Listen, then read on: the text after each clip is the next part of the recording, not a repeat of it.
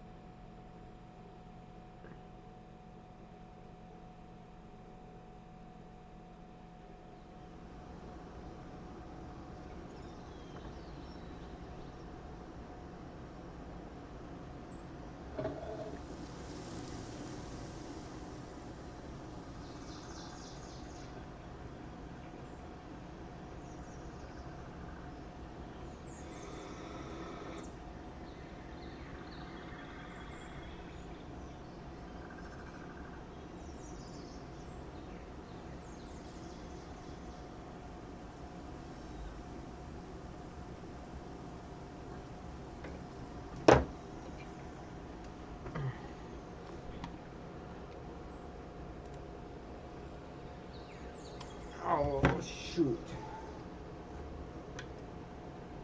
Hold on, boys. I gotta plug in this cable.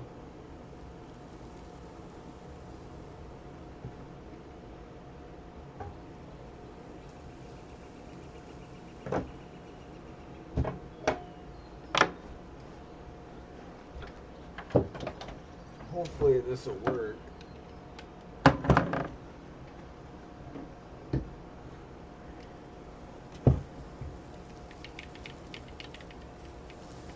Oh, perfect. Alright. Alright. Let's do this. Oh, there's a big ol' animal. I see it on someone else's stream. I can fucking send one of my pets to attack them. Like this. It's kind of neat.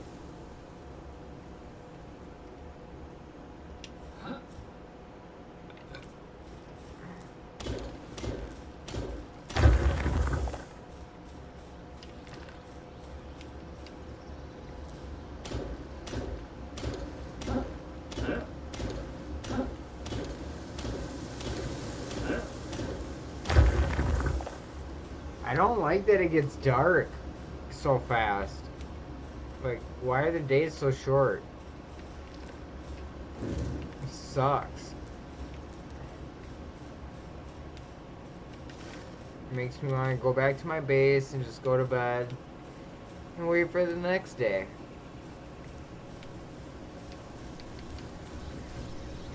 Oh, I'm weighed down by carrying too many items. Oh, God. Alright. Let's go back to the base, drop off my shit, go to bed, do it again tomorrow.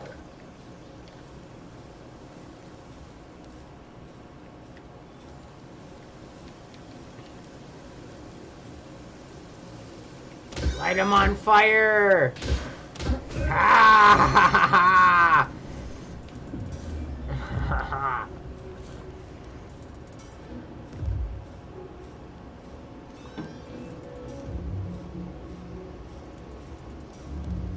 Almost there.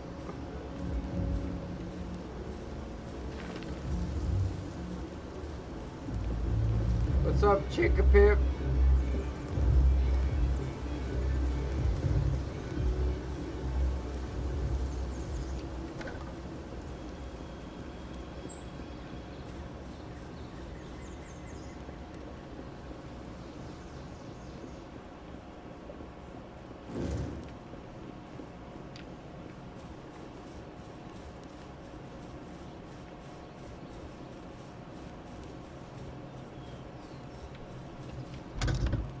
Good God.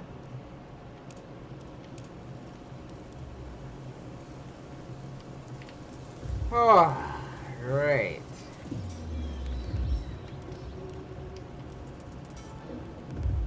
Build PAL gear workbench. What do I need for that? I need 2 cloth. How do I get cloth?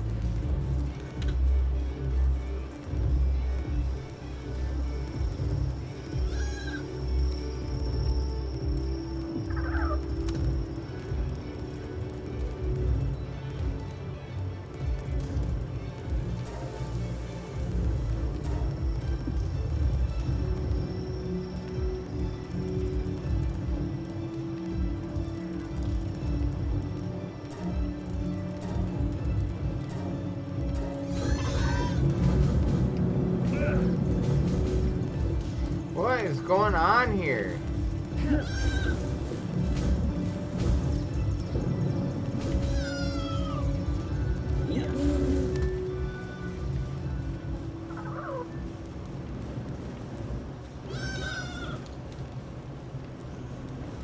God.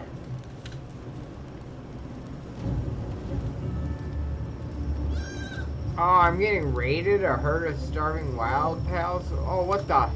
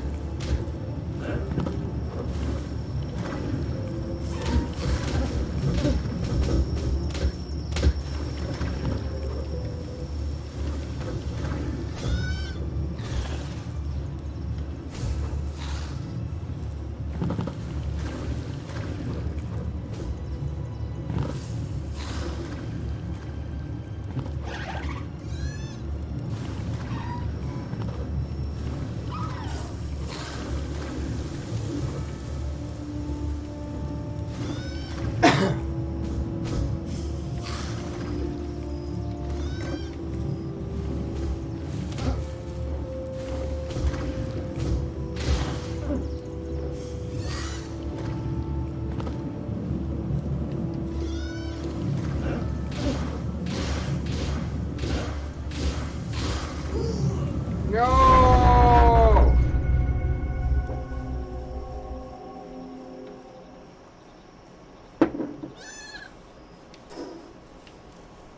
I'm coming back for you.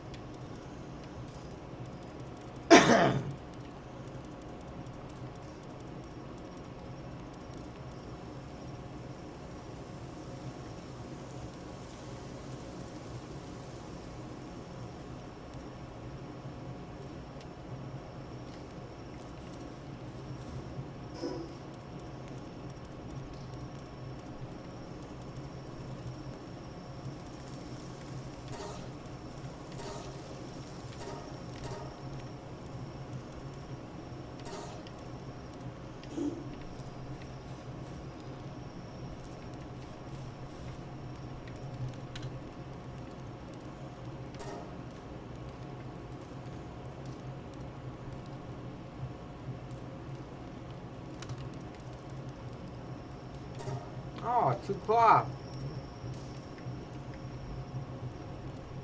Wool. Oh, okay.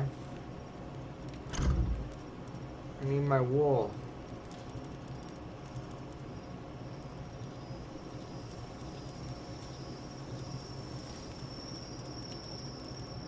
I need more wool.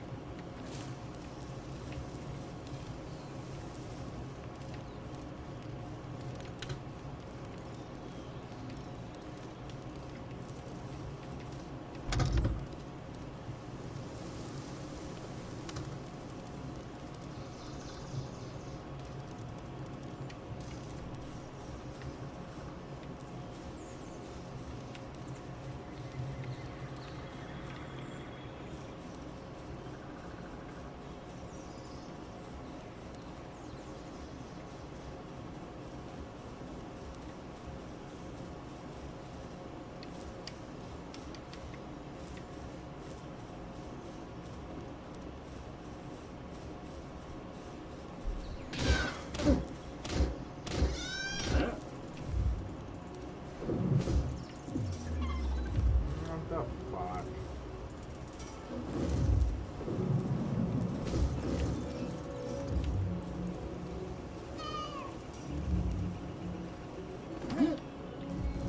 I forgot to get an orb to frickin' catch the frickin' thing. Actually, I don't know if I need to.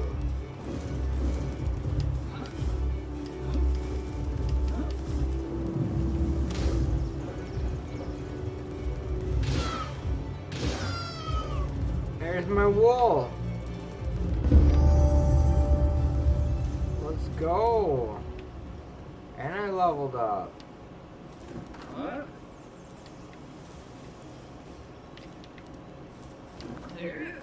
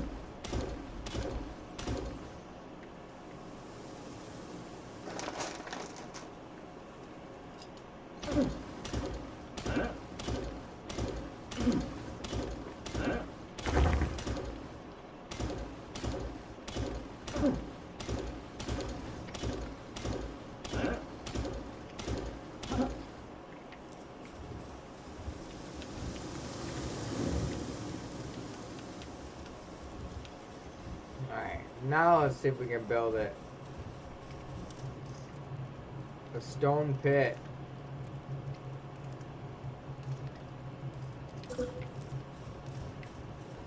Where are we gonna build it though?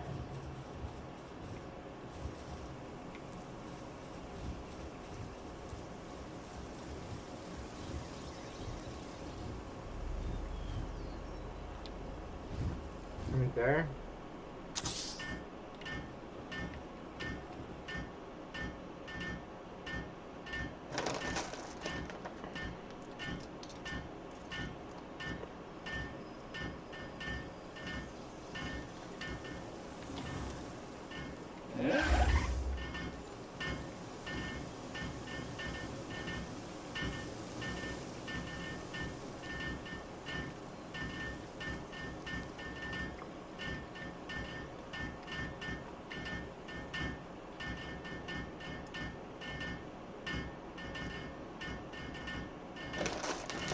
Gotta build up our base, boys.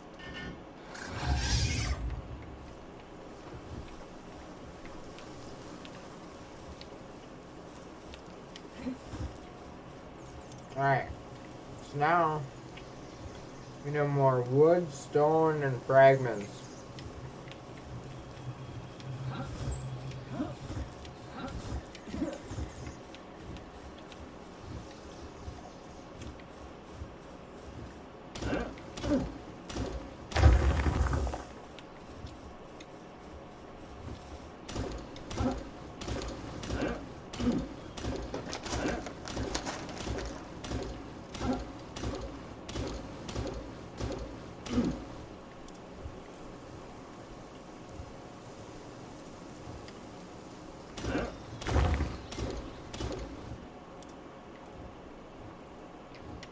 Okay, now we just need wood.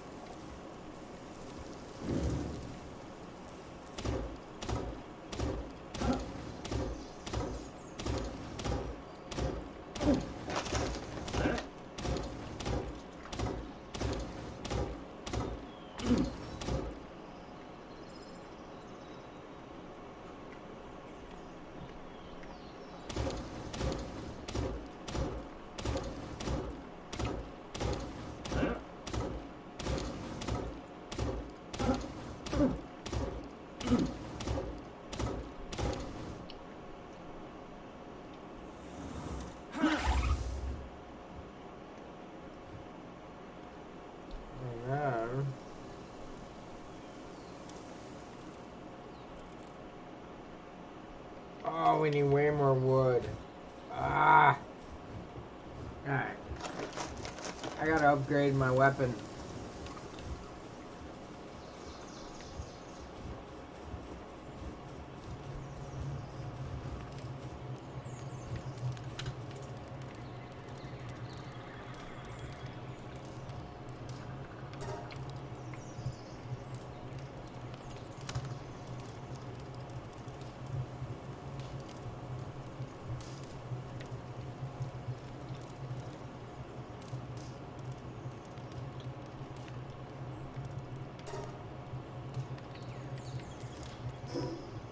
What's going on here?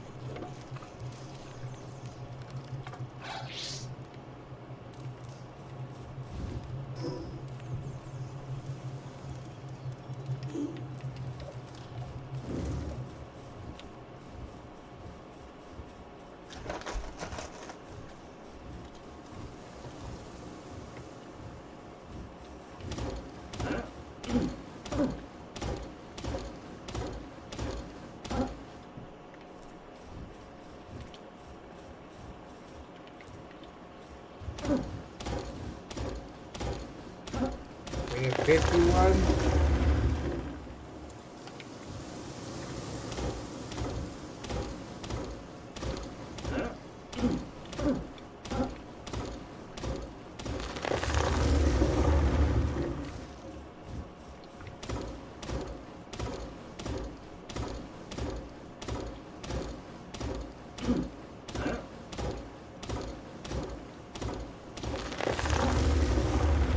Right.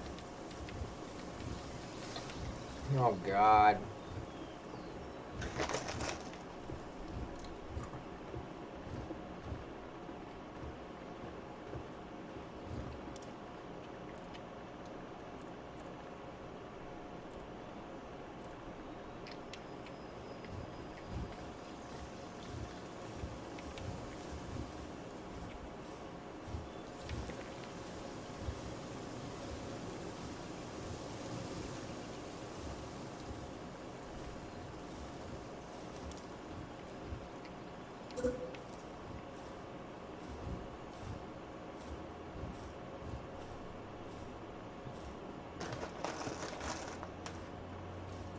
We're almost there, boys.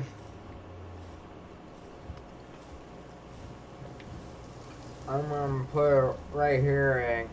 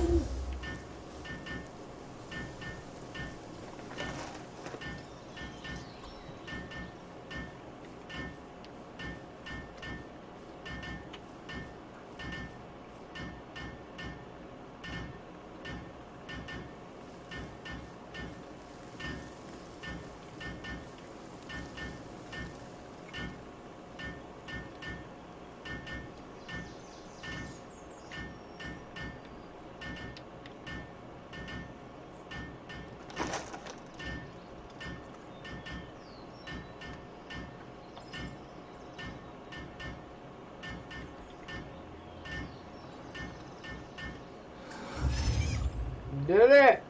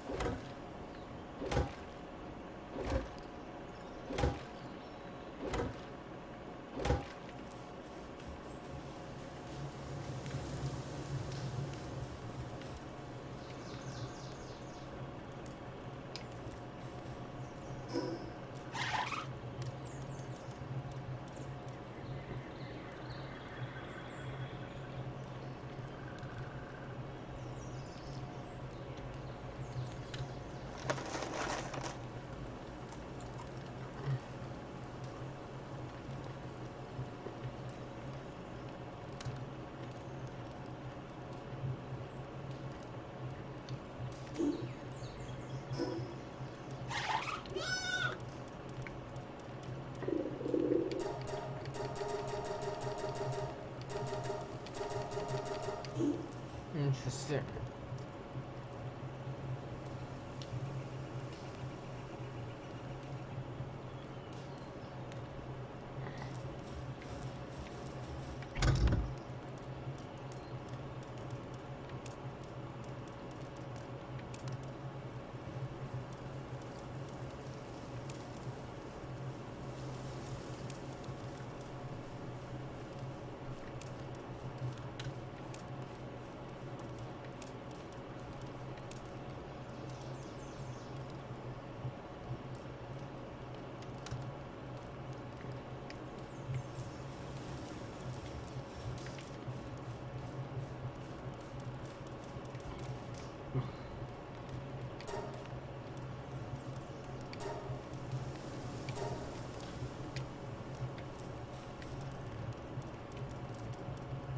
Alright.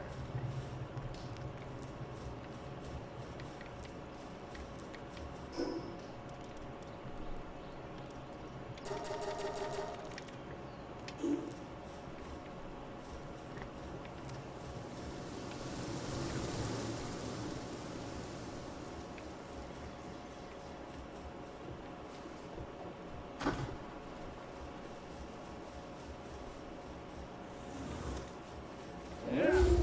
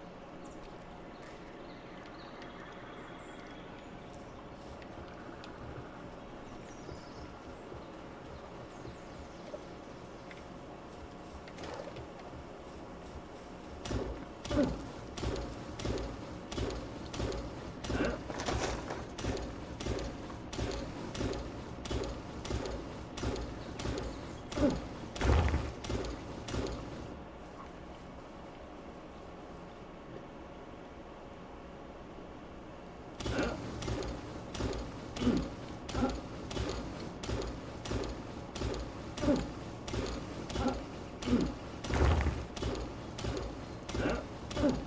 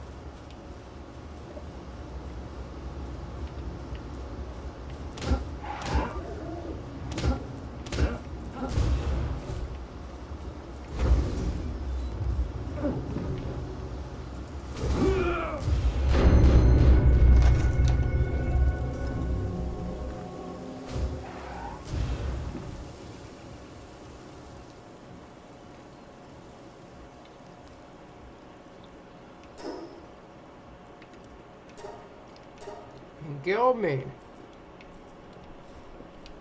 How rude.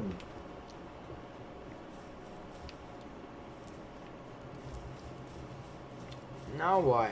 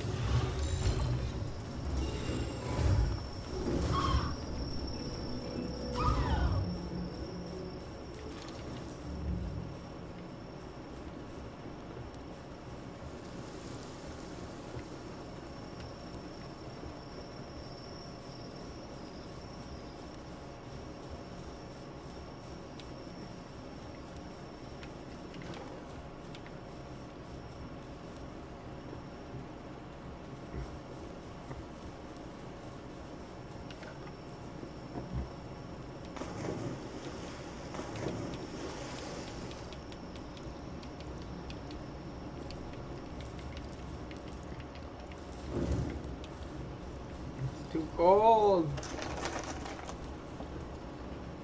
Oh, sleeping.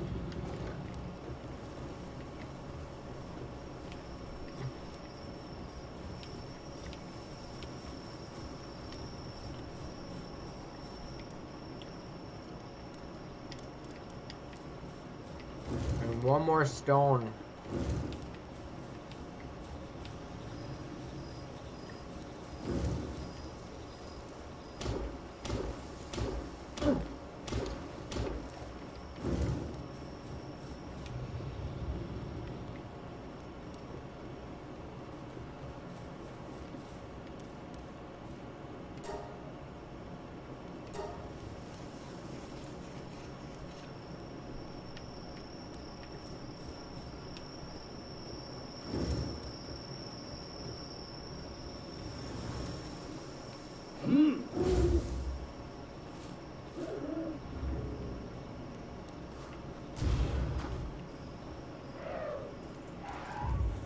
Yeah.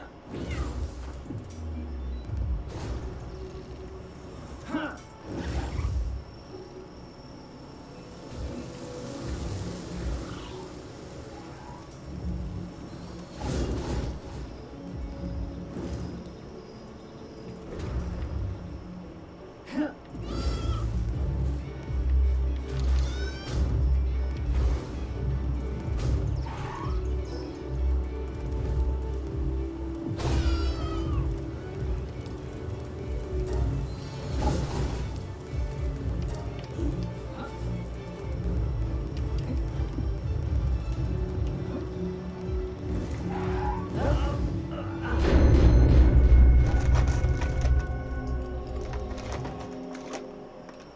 Man.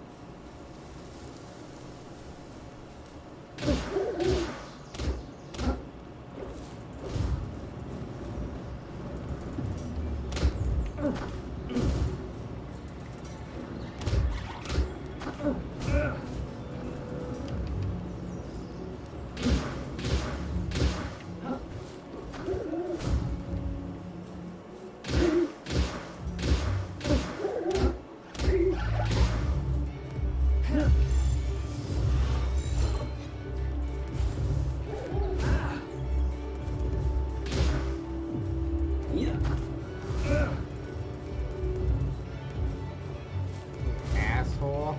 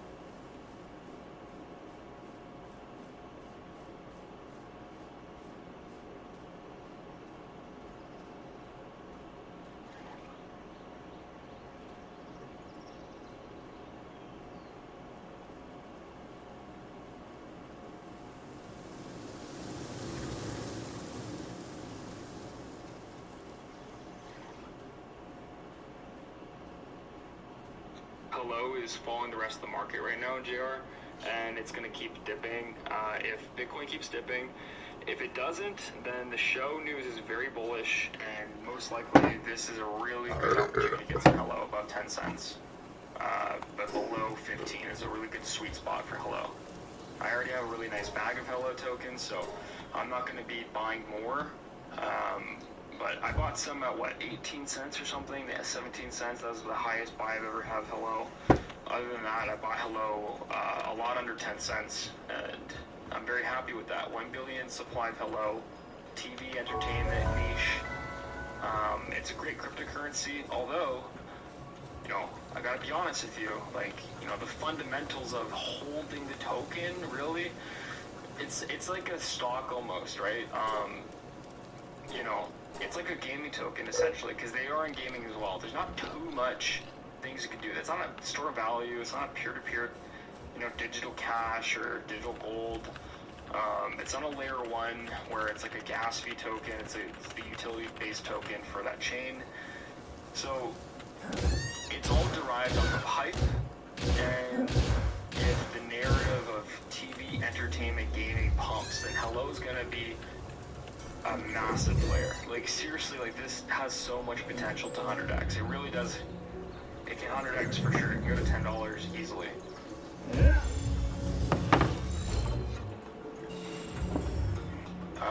What's up, Chris? Do you see CAS hitting a higher dollar value this bull run than ADA?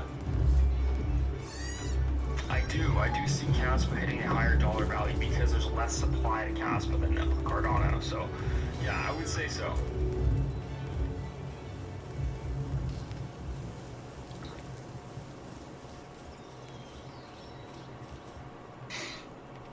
Crypto Capper, thanks for doing the live stream. Appreciate it. Question for the Patreon: are the prices in CAD or USD? It's always USD. Yeah. Wall Street, bro. I like playing Warcraft 3, and one of the guys is playing today. His name was Archetype. That's hilarious. I don't think it was you because you were. Yeah, it's not me. I don't play video games. Last video game I played was a few years ago. It was like Mario Kart.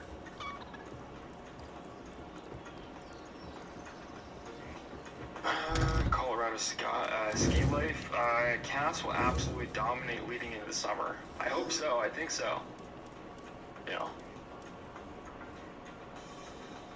148 in the chat, and the likes are lagging, fam. hit the like, hit it for the alpha. Yeah, we need more likes. We definitely need more likes. Let's go get some more likes. I don't know how much we're at. 72 likes and 162 people watching. Let's go get some more people hitting that like button. Let's go get 100 so we can get some more chats up in this live stream here.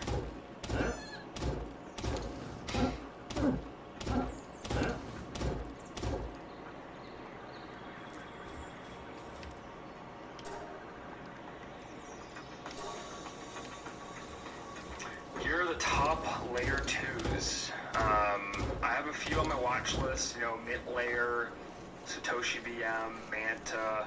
I got a few on my watch list. This Metis one has been pumping up a lot. I know that yesterday somebody asked me about Metis.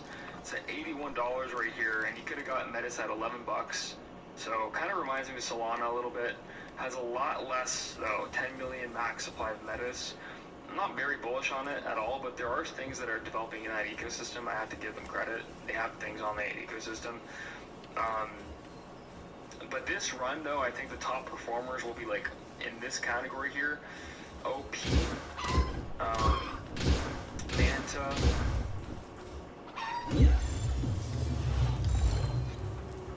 Mint Layer, and I think those would be like the only ones in here that I would potentially get. And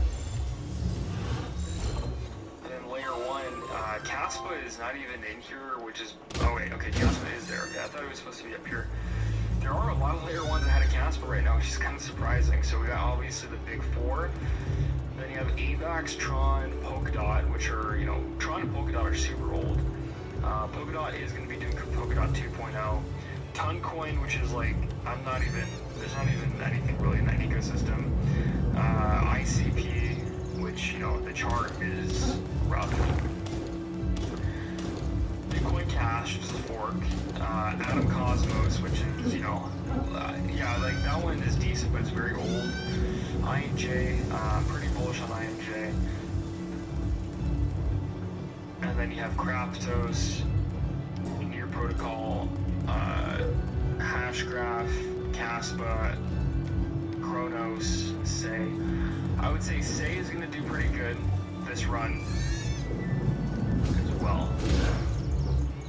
But it's just a bit too big of a market cap for myself to go get some Say. I'm not big on it, you know. How's Nexa doing? Because a lot of people were, oh no, Nexa is not doing very good.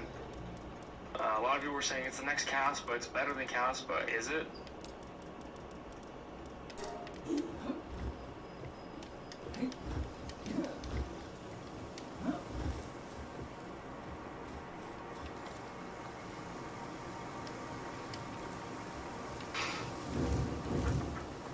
Yeah, I see there's a few new names that are popping up. There's a few new ones, so I'm going to be doing my research tonight on a few new ones that come up.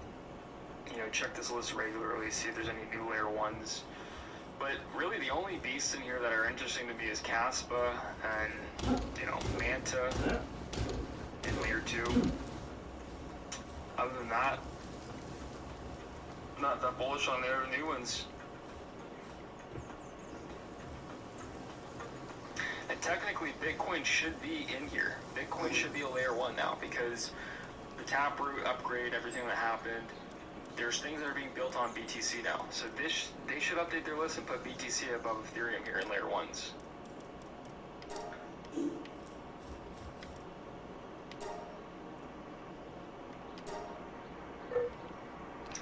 So the inscriptions, Ori's at $54, multi-bit at 13 cents.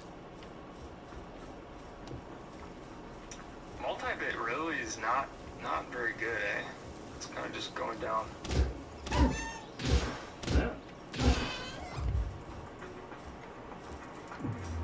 Yeah, and then gaming, are there new gaming cryptos?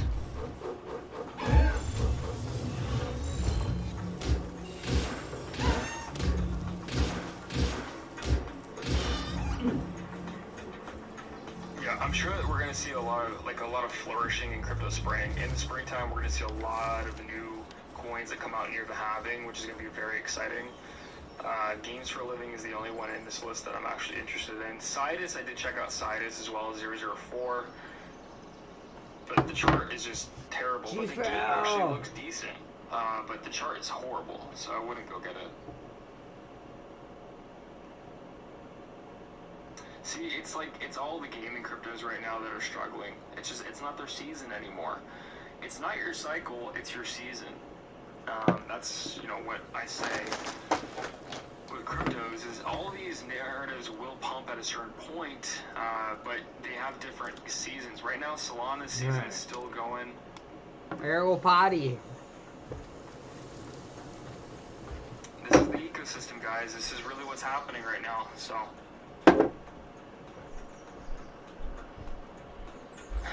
Matthew Webb, Mr. Moonboy here. Biggest shiller since BitBoy. I mean, yeah, I don't know how you can call me the biggest shiller. Most of my content is Caspa, so, yeah. And I'm not a Moonboy. A Moonboy is somebody who says, Caspa's going to $100 or $50. I'm very conservative with my price predictions. I say $3 to $5, basing myself off of other layer 1's last cycle that literally have a 45 billion maximum supply.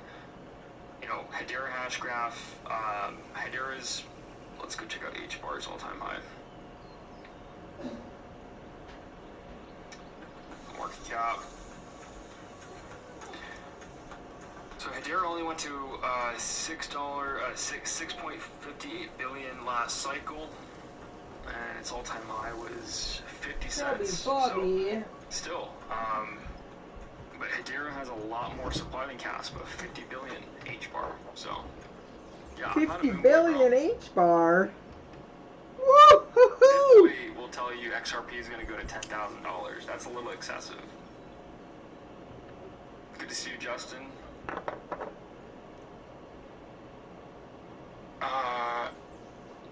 Matthew, William, rewatch your Da Vinci AMA. Who is your next dream guest? My next dream guest would be like Michael Saylor. Probably Michael Saylor because I think he's been really pivotal for cryptocurrency and the space here. It's a really good question. That's an interesting question. Michael Saylor, because I want to ask him about Caspa if he knows anything about Cas. And, you know, I just want him to maybe broaden his horizons past Bitcoin a little bit more, you know? But I respect the fact that he's a maximalist. And I respect the fact that that he stuck to his guns through the bear market, and that he kept buying Bitcoin, and he was scrutinized a lot during the last few years, and he kept buying and buying and buying. Now he's billions in profit. So, you know, I definitely respect the guy a lot. So I'd like to have him on the channel. I think I'll reach out in the next maybe month or so. I'll reach out. Maybe when we hit 10,000, I'll reach out to him. Because he's not going to be like, he's not going to really, he's going to look at my content, look at the thumbnails, and he's like, he doesn't have any Bitcoin videos. What's going on? Why would I go on his channel? So, I don't know, maybe I might have to start making some Bitcoin content to get him on the channel. But as soon as he gets on, though, I'm going to be talking his ear off on Caspa. So yeah, we'll see if I can land him. He's a whale, so he's the biggest holder of Bitcoin out there other than Satoshi Nakamoto, essentially, right? So, well, not him specifically, but he has the most shares in MicroStrategy, which MicroStrategy's balance sheet, you know, is Bitcoin, right? Actually, wait, I'll go get that. I think it's on this one. Yeah. Here it is.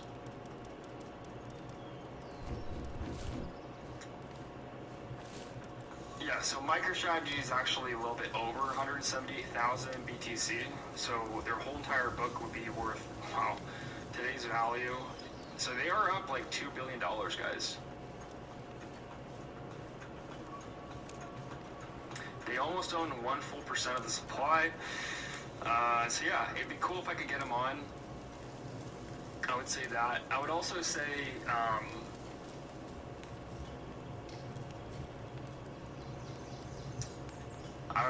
like Anthony Pompliano would be good, because he knows a lot about traditional finance, and he's also kind of a Bitcoin maximalist to a certain extent. I don't know if he touches upon other things, but he's kind of like the spokesperson for, you know, the Bitcoin community that goes on CNBC and goes on like news channels and things like that. So it'd be cool to like maybe get him in a Caspa kind of interview at a certain point.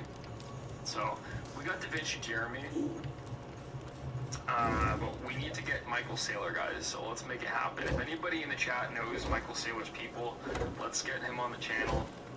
I reached out to Gary V as well, and I'm still waiting on like a reply from their team, so maybe that'll happen. But I would definitely take Saylor over Gary V, but I'd be happy with both. You know, just to see like what's, you know, have you heard of Caspa? Have you heard of things like that?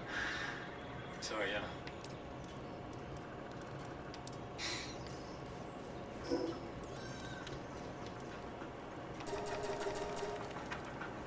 We're almost at 100 likes. Let's go, guys.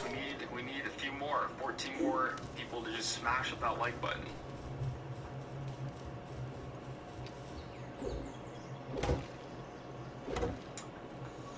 What's up, Legend? Good to see you, Cash.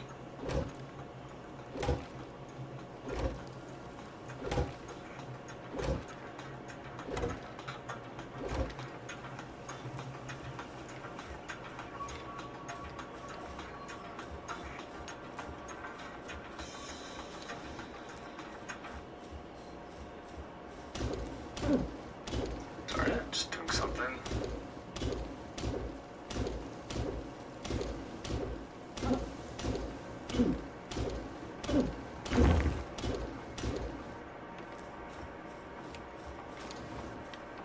Smash a like, yes, absolutely. Hi, sir. Watch Myra.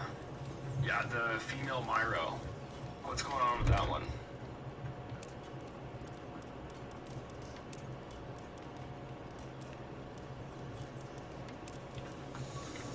Starting to go back up. Yeah, this might be a little good one to go get. 10 million market cap right now.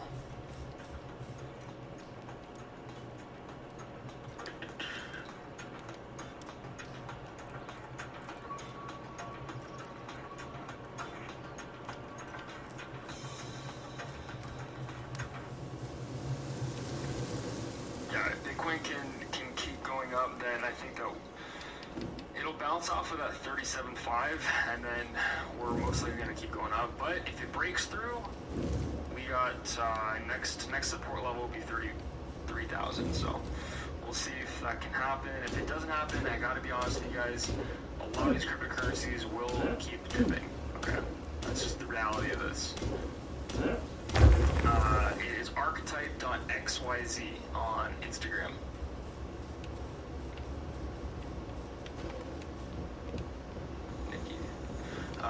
What's your thoughts on Neon? What's your favorite L2s? I would say Manta.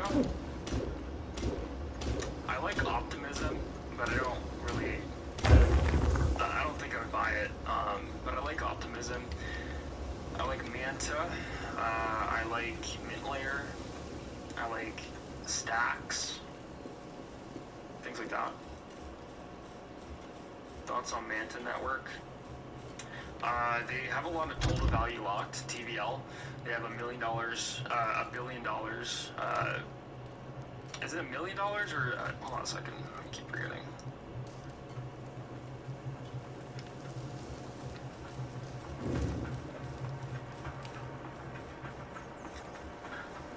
Yeah, there we go. So 1.5B TPL.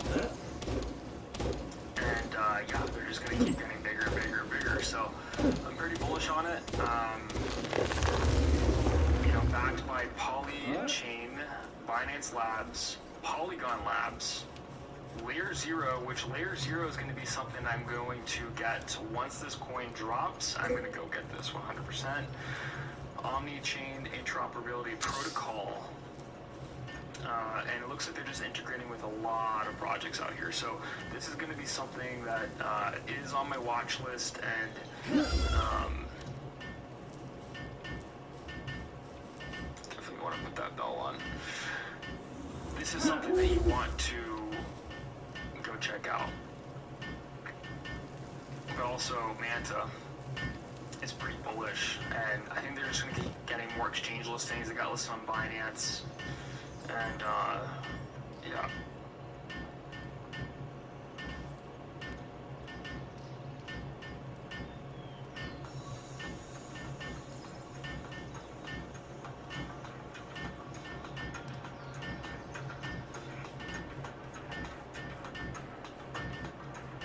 Rachel, hit the like. Yeah, absolutely. Go smash up that like. Let's get it. Jason77, I look forward to yours. Galaxies and Archie's live streams. Keep up the quality content, man. Appreciate it. Good to see you, Jason. Kodiak, I just spent 1.5 hours teaching a friend over the phone how to set up Coinbase, and it make his first Bitcoin purchase. My word. Let's just say I'm beyond thankful to be technically integrated already. Yeah. It's pretty easy to do everything, but with Bitcoin, it's going to take you a little longer to get everything going. What if Satoshi dumped all his Bitcoin and pumped Caspable? That would be insane. That would be insane if that happened. Caspable would go past $100, way past $100 if that happened. Modon, I've seen comments on X and YouTube that DaVinci Labs have killer vibes, but I admire the guy. Be cautious, bro. Salama, I like him. Salama is that new, so they're trying to be the Solana mascot, and Salama, the chart looks very bullish, to be honest. It really does look very bullish. It's got a random supply, you know, not supply, 100% circulating.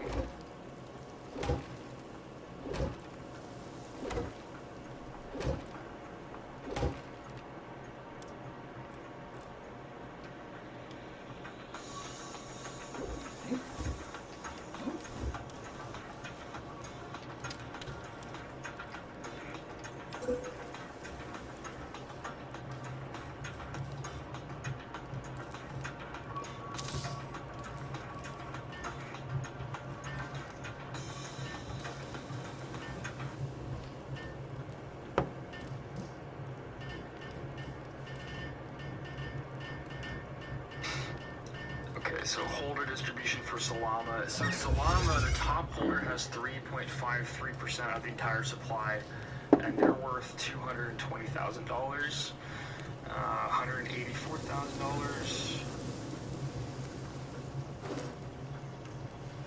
And you don't know because a lot of these people do have a lot of addresses, okay? So you don't really know, but this looks like something that might have some potential here, and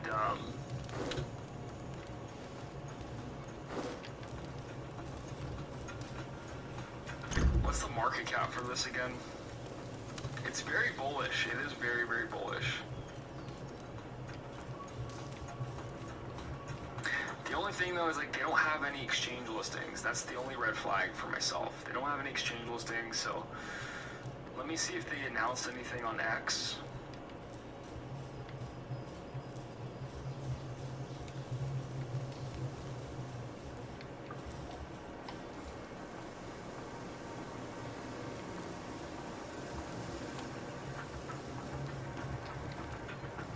No exchange listings yet, so I'm gonna wait. They need some exchange listings for me to bite.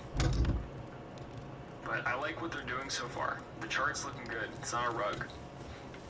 They launched it at the beginning of Jan. Okay, no, Jan 12th. Okay. Yeah, so they've been out for over 10 days now.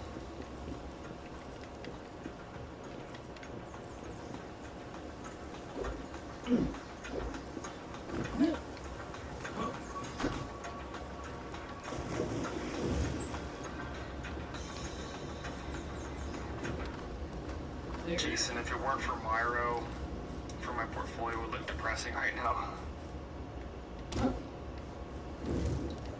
Yeah.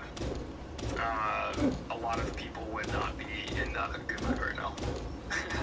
But it is what it is, guys. Myro is in our portfolio, so we're good. Good morning, bro. You're in India, I think, right? Good to see you, bro. Happy morning. None of your business. Like. Absolutely go smash up the like, guys. That's how we're growing the channel and the community here. So go smash up that like button. We are almost at... Let's go. We need 2 more, guys. Let's go. We need 2 more. 2 more likes. And then we're at that 3-digit mark. That's the quota for the day. Yeah.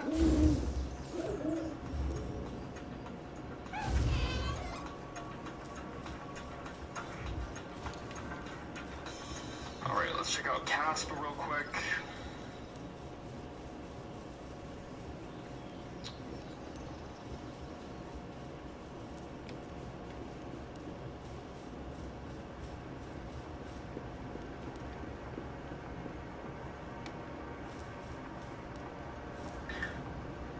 I think that we're gonna like keep trading down, and this area right here, oops.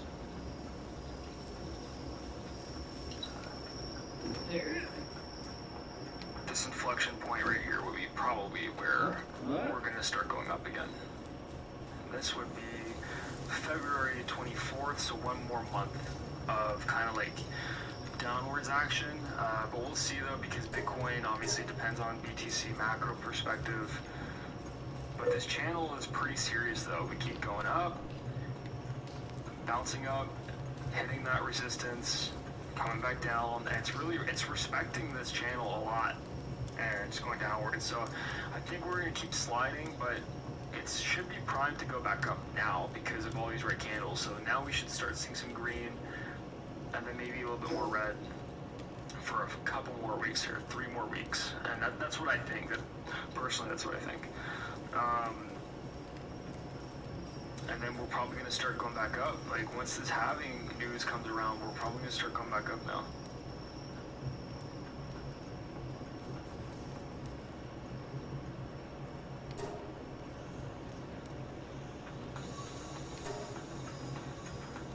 We're at 978, beautiful. And yeah. And then Myro is at, what's it at?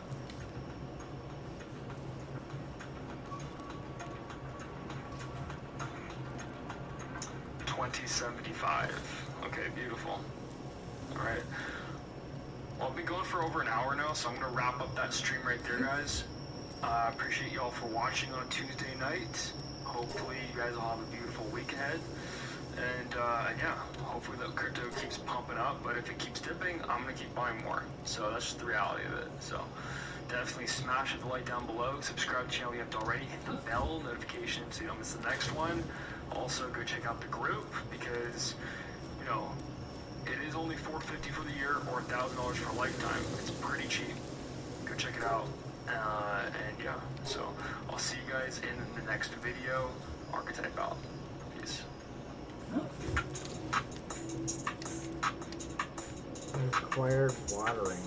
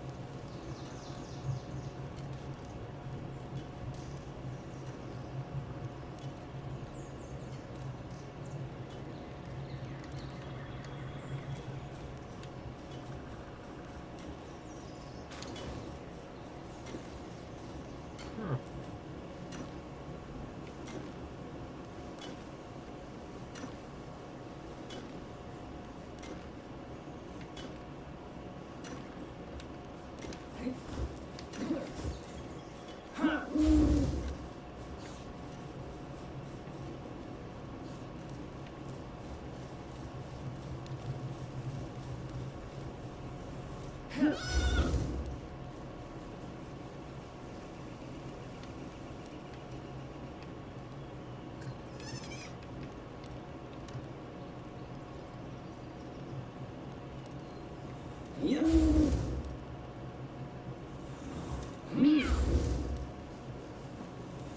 Yeah.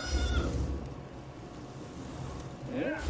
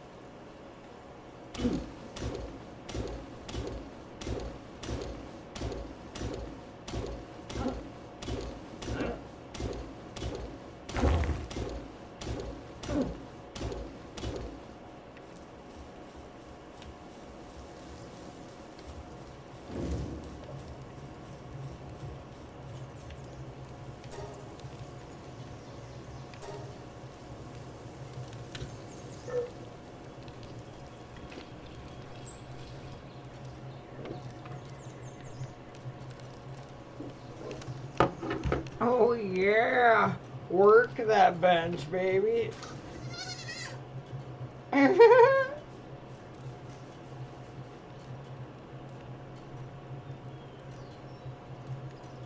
Oh, hold up.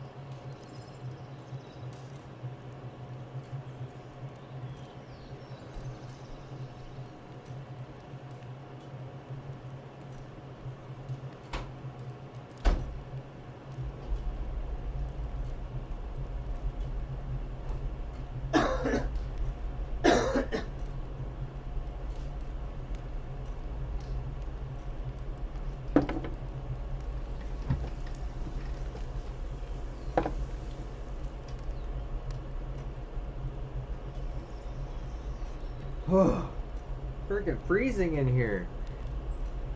Good God.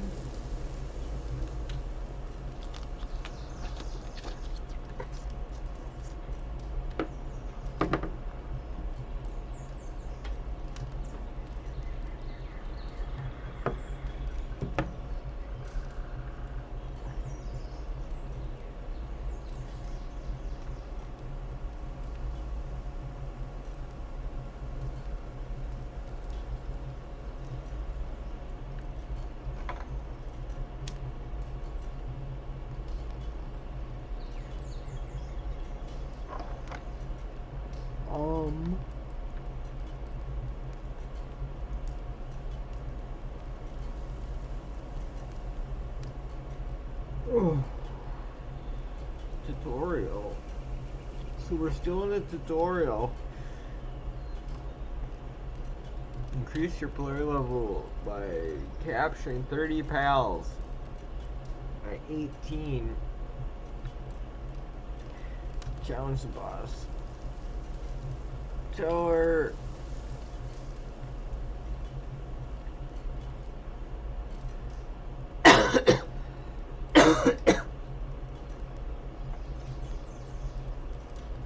Alright.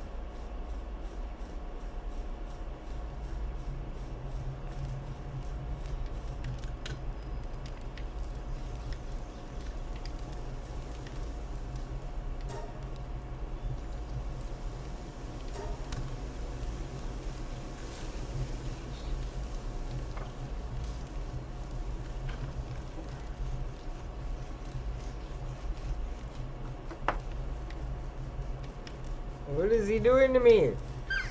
What the fuck?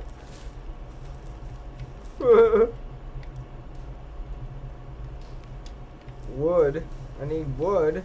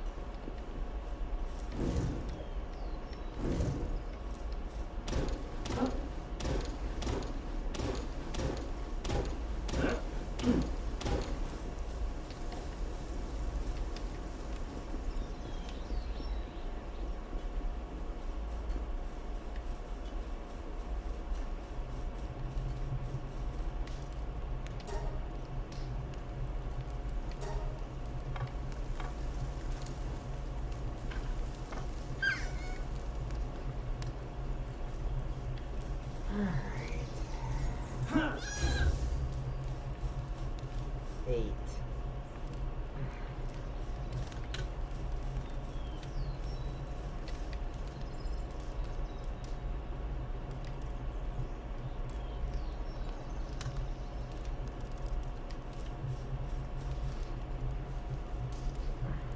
I need a longer fucking cable. This isn't gonna work.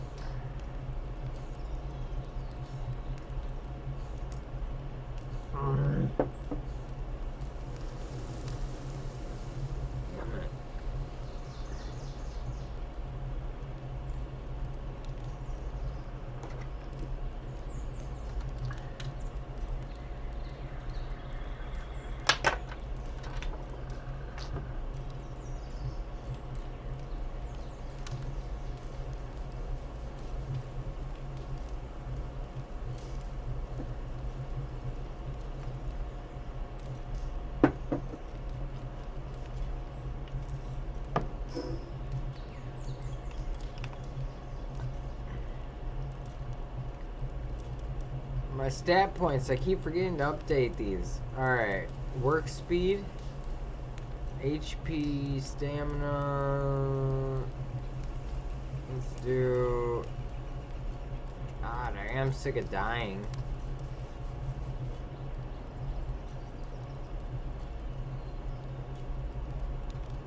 Wait.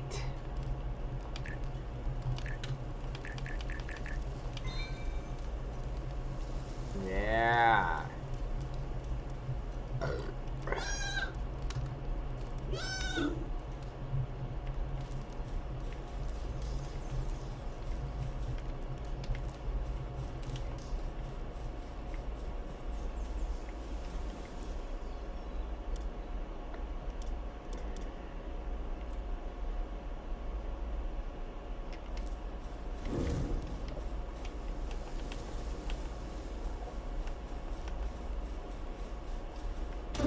Yeah.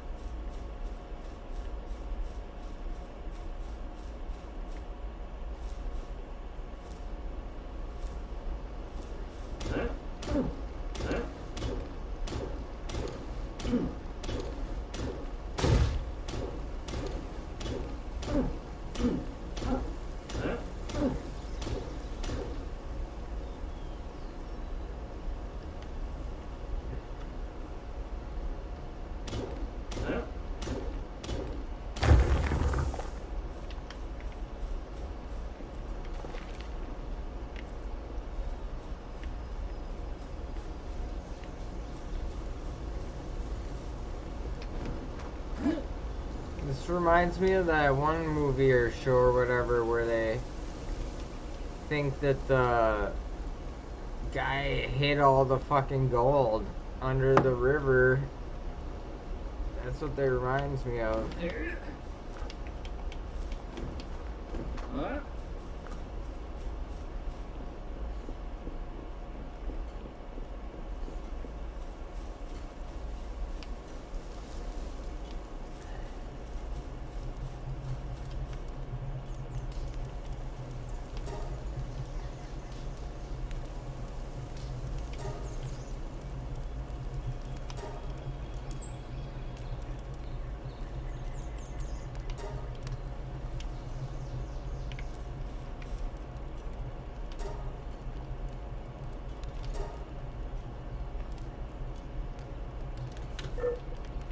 Huh?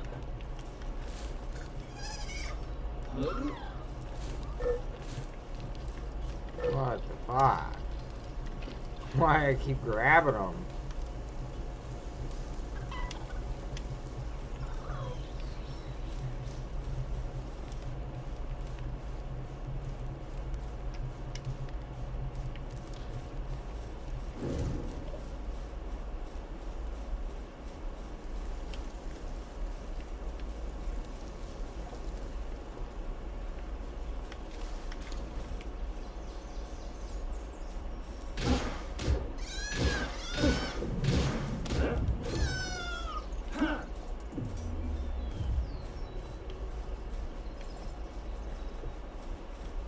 That was fucked.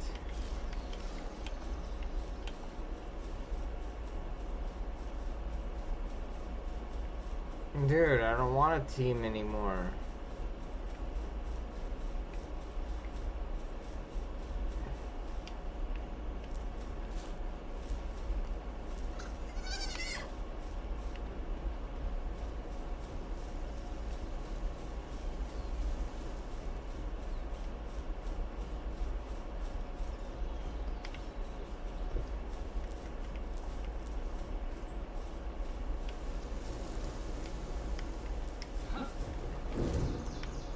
Get out of here.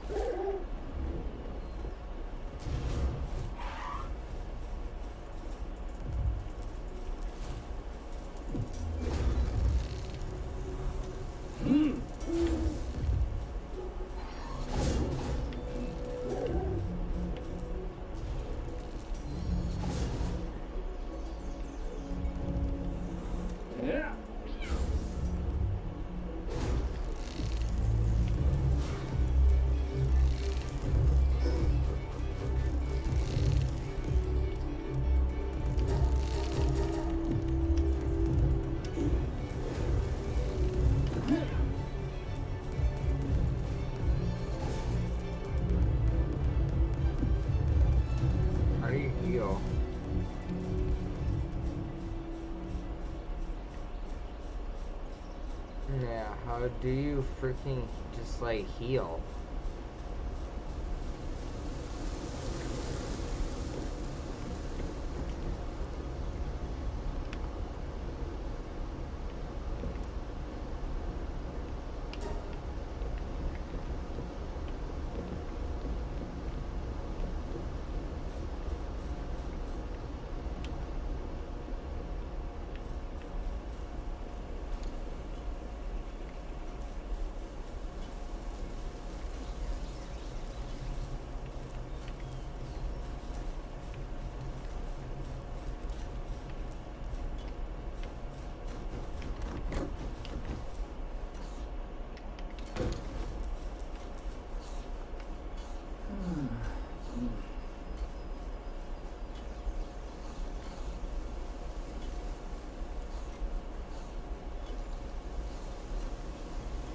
I think this is how I heal.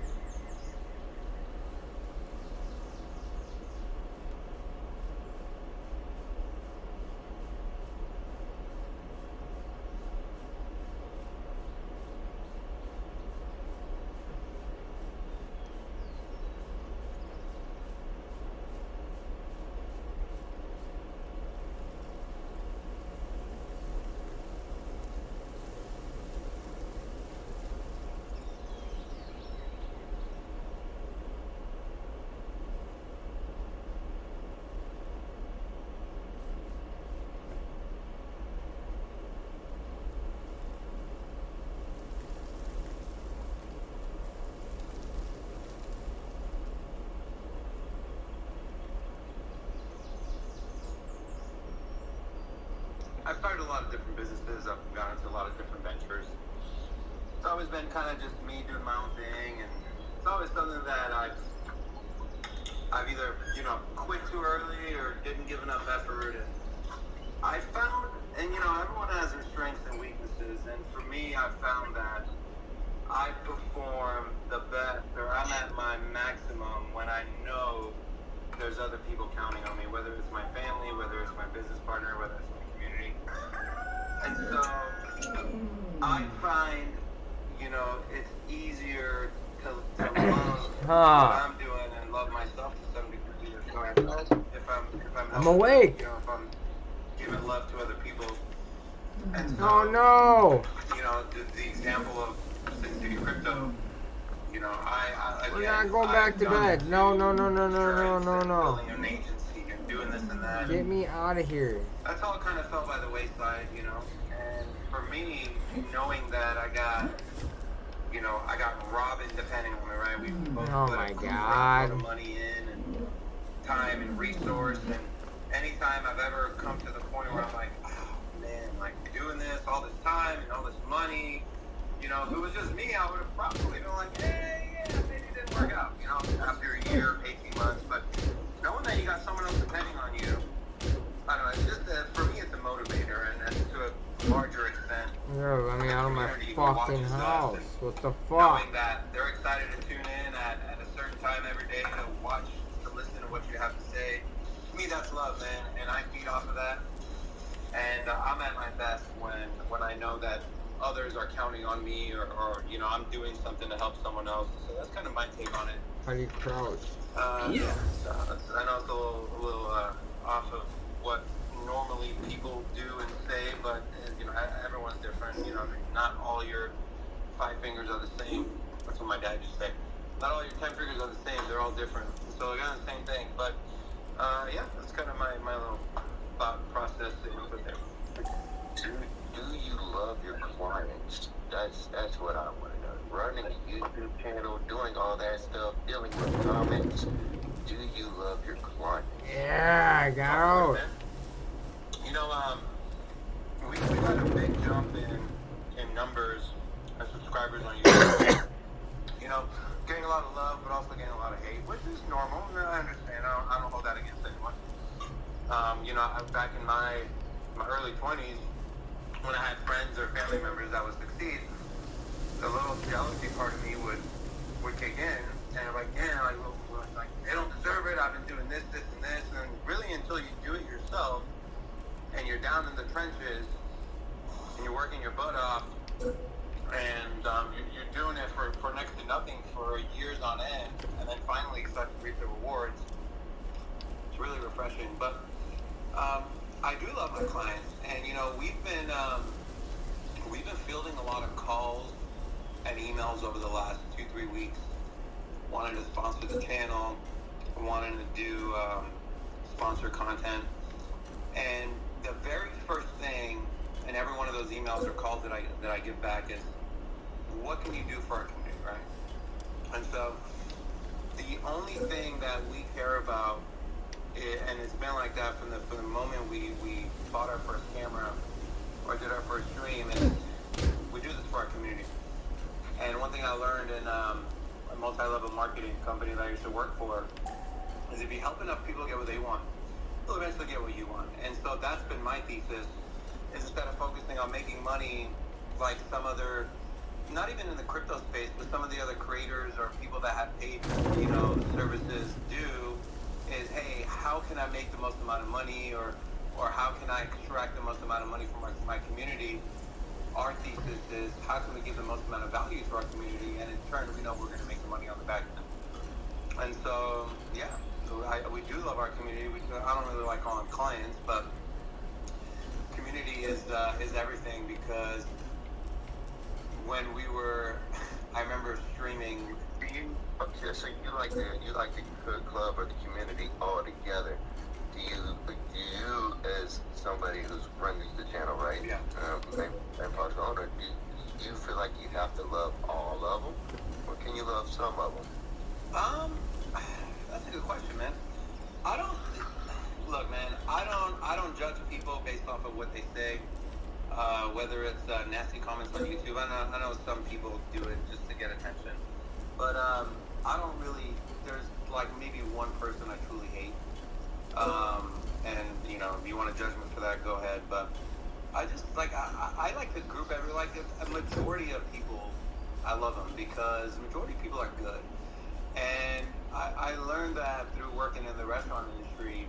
You know, you serve, I don't know, between 50 and 80 people a day. Sure, you'll have that one table, that one guy who's an a-hole or who's rude, and you see how they treat their wife or their significant other. But 95% of the people, they're good people, man. If you just talk to them and spend time listening to their story and what they do and how they've been saving enough months of money to come eat at one restaurant, they're there with their kids, and so the majority of people are good people. It's just that the 1 or 2 or 3% that are the loudest, people tend to correlate that with, oh no, that's the majority. That's not the majority, right? For every one comment that says you guys suck or whatever BS they say, there's 50, 60 other comments and emails you get from people like, hey man, love what you guys are doing, thank you so much, I learned a lot. Or when that whole Voyager thing went down, I can't tell you how many people reached out on Twitter and on YouTube saying, hey man, I've been watching you guys, I had money on Voyager, I actually pulled all my money off a couple weeks prior. So that's the kind of stuff. And those little things, you know, a comment like that sticks with you far longer than a hater's comment does. And so for me, I try not to live in a vacuum of, hey, 2 people said your show sucks, or hey, what are you doing? You're an idiot, or whatever they decide to say. You know, and I teach my kids this is, you know, one time my son is 9, Liam, and he's a goofy kid. He's kind of scrawny. He's a goofball, and he gets picked on sometimes. And so he came on one time and he was crying and said, "Hey, this person said this to me." So my first question was, "Well, who is this person?" He goes, "Oh, it's just a classmate." I'm like, do you love that person? Do you care about that person? No. Does that person care about you? No. Then who cares what they have to say? And I think that really hit home with him, because now when he tells me about stuff happening like that, it's more of like he's laughing about it versus he's sad and crying about it. So really the comments and the things people say about me that really hit home for me are from the people I care about. So Billy decided one day to say, "Hey, your show sucks. What are you doing?" It would affect me more negatively than a random person I've never seen in the show want to just talk crap or whatever. So I think for that, and I'm kind of going off on a tangent here, but for me, I value more personally. I let it hit home to me, the people I care about. And then there's a lot of those people in this chat right now.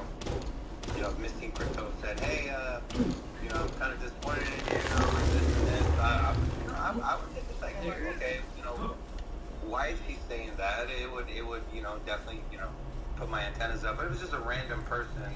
Like I said, I know a lot of people do that based off of they want attention, or you're just haters, man. People are haters. They, you can choose to love people or hate people. You can either choose to start off a relationship or an interaction with someone, giving them your trust and making them lose it, or pretty much starting off with a cold reception and then making them lose your trust. I'm in more of the camp of, hey, I'll give you the benefit of the doubt until you do something to take that away. Hey man, the only thing I wanted to follow up on that with real quick is just one sentence. I really don't like the word haters, right? I really don't like to call people haters. Just because I've learned to understand that people are projectors. And my bad, gentlemen, go ahead. Hey, David, I want to take the opportunity to say something too. Buddy, what you've done with Sin City Crypto is amazing to me.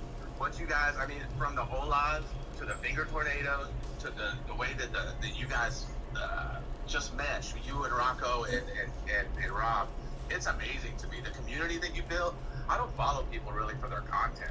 I follow people because of the vibe. We were talking about the vibe. We can call it the love. We can call it the community. Man, you guys got that. The way that you invite others into your studio, to me, that's amazing. That's an open door policy that says love. So don't have your head down at all, man. What you guys are doing over there, to me, is amazing. So keep it up, and hola to you, brother. Hey, man, thank you so much. And like I said, that was just from the very beginning. Our vision and our goal was to build a community, to really build a space where people can come in and kind of talk to each other and have a good time. And I remember this really stuck with me. I remember we were doing a live show. This is when we had probably like 6,000-7,000 subscribers. I remember someone made a comment, and I forget, this is not verbatim, but they were going through something in their life. They either had gotten bad news, someone had died or something, and they said that they could not wait until our show started, because that was their 1 hour away from what was going on in their life. And man, I'm telling you, man, I didn't shed a tear on the stream, but in my heart, man, I'm a very empathetic person. And I feel like I do a pretty good job of putting myself in other people's shoes and understanding how they can possibly feel. But for me, I've been in that situation to where things are just on fire around you, and you just turn to your left, there's nothing. You turn to your right, there's nothing. And then, oh wait, there's this one person, or there's this one restaurant, or this one football team, or whatever that thing is for you, that really gives you that piece of, hey, I can tune everything else out. This is truly what I enjoy doing. And to see that comment from that person, man, that really made my day. And comments like that is what reinforces when you're doing something and you're expecting growth and you don't get it. And you're doing everything right, and your numbers are still terrible. Or no one is reaching out to you wanting to come on your show, or you send emails and you don't get any back.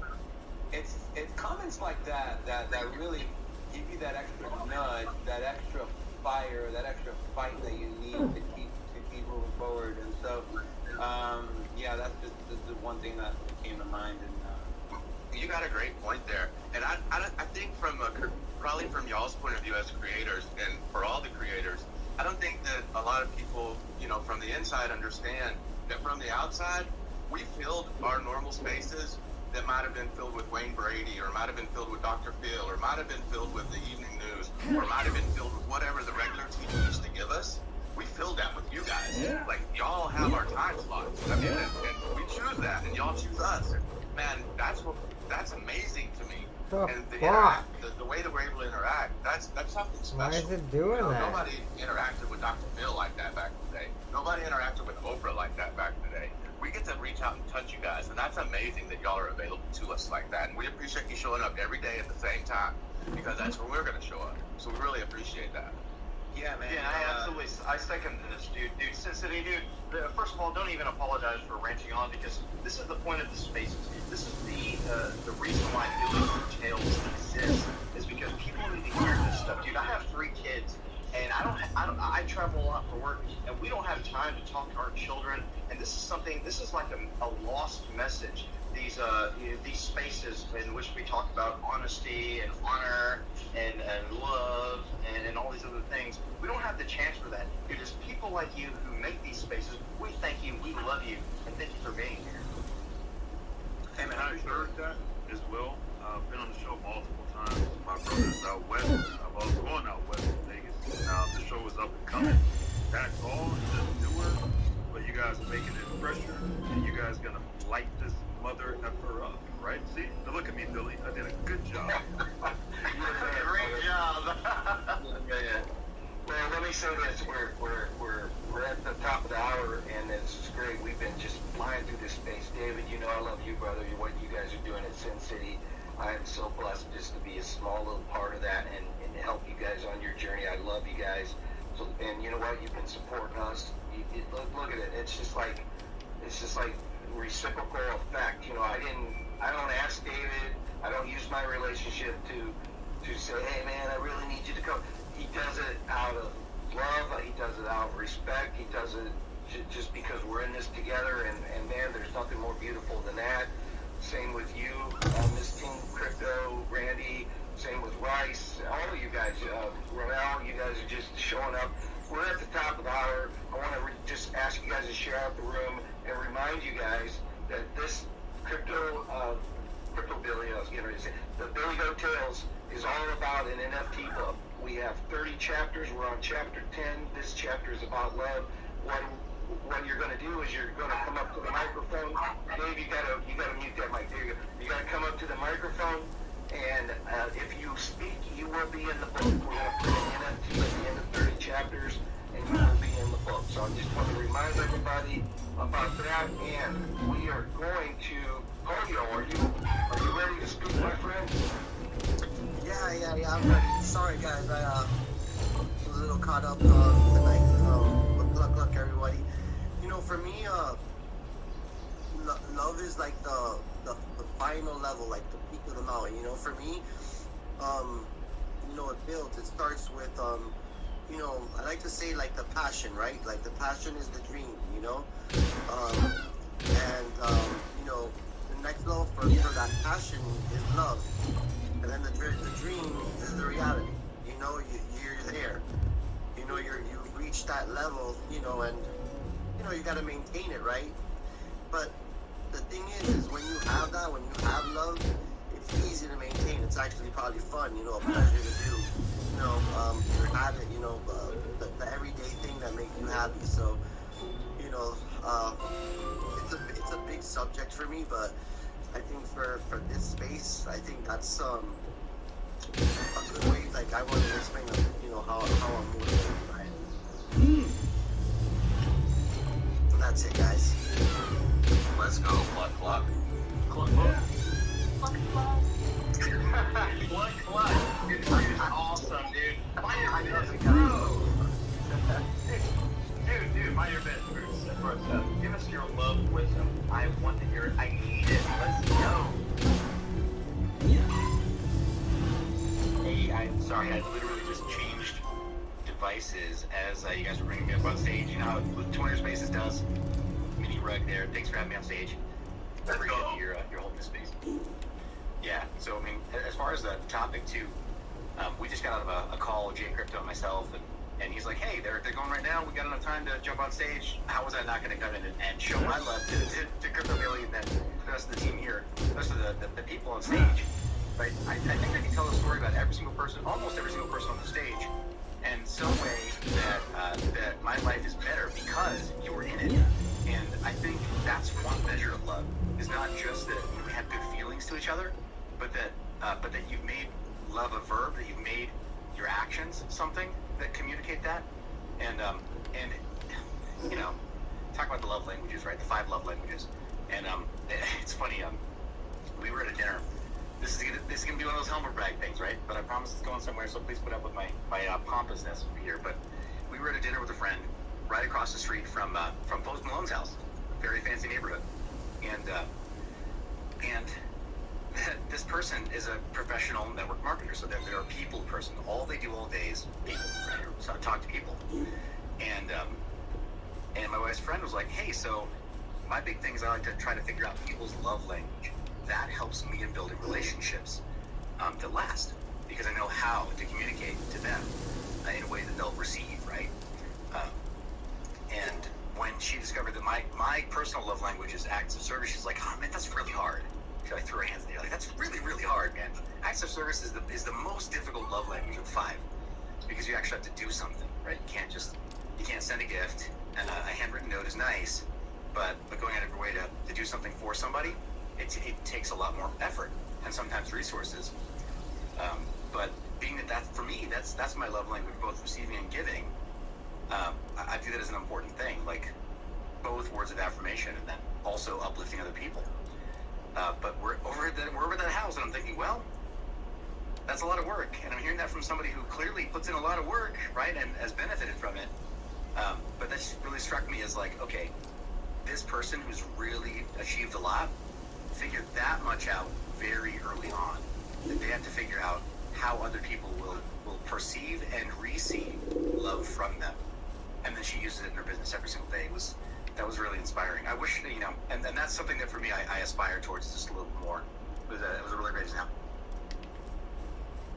Yeah, man, that is a great example. I love how you can break something down, man. You can just break it down and articulate that message so cleanly. I respect you so much, brother.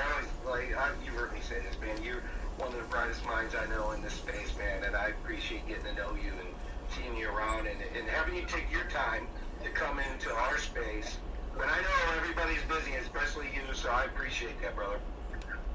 No, again, dude, it's been nothing but positivity from you and from BioMX, right? You guys are kind of, in crime when we go to events, and it's great to see both, because you just, everywhere you go, you're like, hey, what can I do to uplift or connect? And it's just obvious that you're there to be a positive influence. Yeah, and you know, Crypto Polio's part of our team, Jim's part of our team, and Redman's part of the team. Unfortunately, Polio had a dinner meeting tonight, so he just came in as a speaker. Richard decided to help us out. Dave Digital decided to help us out, and so look at that. I mean, it's just wonderful. You got people that are like, yeah, what can I do to help you? You know, it's just giver's game, man. It's just giving back and helping people out and being authentic with it. You know, everybody has a hook. You know, we're not about that. It's like you'll get yours. It'll be delivered to you in a golden package in front of your path sometime in the future when you're not expecting it. That's just the way it happens. That's the way the world balances out. That's a God thing to me. So yeah, man, it's just trying to do the right thing when nobody's looking at all times and teaching that. Yeah, let's go. Hey, thanks, Minor Biz. I appreciate that too. You know, we can't have love, Billy. We can't talk about love without talking to the man with a girlfriend and a wife. So, Crimson Caravan Company, you're up next. Let's see it. Hi, everybody. Randy, Alexandra, Billy, Alexo, Dave. How is everybody doing tonight? Hey, Crimson. Amazing. Awesome. What's up, Crimson? Doing good. CCC. Love you, man. Well, I just want to start off by telling everybody that I love you very much. And I don't have a lot. I don't have a lot to say about love, other than it guides every decision I make. Sometimes that decision may be misguided or misled, but there's always love in every decision I make. I've been with my wife right now. We've been together since high school, and I've been with her for 24 years now. I've been with my girlfriend 8 years now, almost, going on. And the whole crypto thing and working towards that and the love I have for them is the reason it's the motivation I have to work towards the whole crypto space. Because, like I've said before, it's one of the only opportunities that I've had in my life so far that is going to let me provide for the people that I love most. And that's all I really wanted to say. But before I go, you do have your permission to use my likeness and everything. But you can't have a conversation about love without some poor sap quoting the immortal bard. Now, when in disgrace with fortune and men's eyes, I all alone beweep my outcast state, and trouble deaf heaven with my bootless cries, and look upon myself and curse my fate, wishing me like to one more rich in hope, featured like him with friends possessed, desiring this man's art and that man's scope, with what I most enjoy contented less. Yet in these thoughts myself almost despising, haply I think on thee, and then my state, like to the lark at break of day arising, from sullen earth sing hymns at heaven's gate. For thy sweet love remembered such wealth brings, that then I scorn to change my state with kings. Love is forever, everybody. I love you all very much.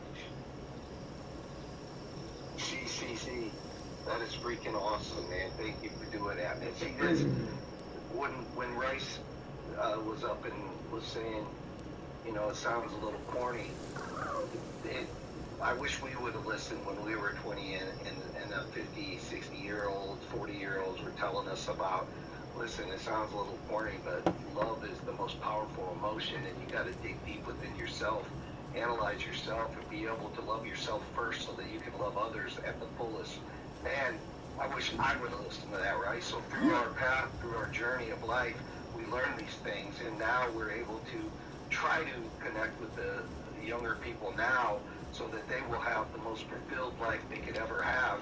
But they got to learn these techniques, they got to learn these lessons, and that's what this space is all about. It's about business, it's about crypto, it's about life, it's about you. That's what we want to bring to this space, and by you creating a poem like that to read out loud that's going to be in our book forever, going to be printed and minted into our book that you can share with your family, with your kids, your grandkids. That is an heirloom. That is something that is going to last forever, and I appreciate you doing that, brother. Thank you. You're very welcome. I love you, Billy. Love you too, man. So I don't know what happened to Dave. He popped out.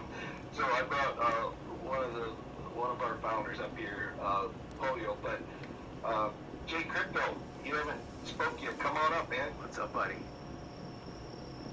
All good, brother. Thanks for coming. Yeah, you invited me to one of these a little while back. I think I caught up in a meeting. I can't remember what happened. And you know, as soon as I saw this, I was like, oh man, Crypto Billy's up. So let me come over there. I have no idea what I was getting myself into. This is pretty nice, man. It's pretty refreshing. Kind of a different pace than what we're used to. And Seth, sir, there are 6 love languages. You forgot the photo. Let's go, man. Hey, here's the thing though. It's got that's kind of like multiplying by 0 though. It's just a given, man. Everybody knows good love. Oh, that's right. You know, it's funny that he was talking about doing things while no one's looking. Well, we are, a lot of us in crypto are anonymous, right? So there's that fear of no consequence. Oh my God, dude, that not the fear of no consequence. I'm sorry, that the no consequence feeling. Sorry, the fear of consequence is kind of removed from all these Anon accounts, right? You know, Seth, myself, a bunch of others. We, you know, sometimes travel, check, you know, we kind of hold ourselves accountable. Even some that aren't, I know it's a little different on the conversation a little, but just to kind of tie into that. But, you know, so even some that, you know, some are public and they still end up being, you know, whatever, acting like there's no consequence to any actions. But, you know, when tying this up to what the topic of this is, which is love, and you know, all of you here, some of you I've kind of brushed up on through association with Seth and Kat. Some others have just, you know, throughout my relationship of, you know, just in and out of different investments or communities, which I see you guys out there anyways. But yeah, I mean, I have a genuine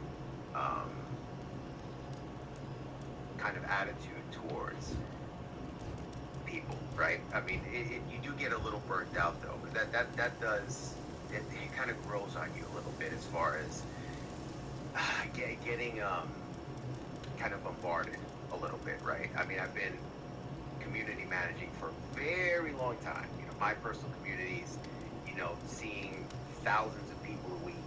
It's kind of crazy, right? You do get a little burnt. You know, that is true. But I still keep my head up, and you know, I look out always for the little guy, right? I mean, it's not just clients. It's really about your neighbor, right? It's about that person next to you. That dude, even in a private room where nobody's there, it makes a world of difference. Why? Because it's the universe, dude.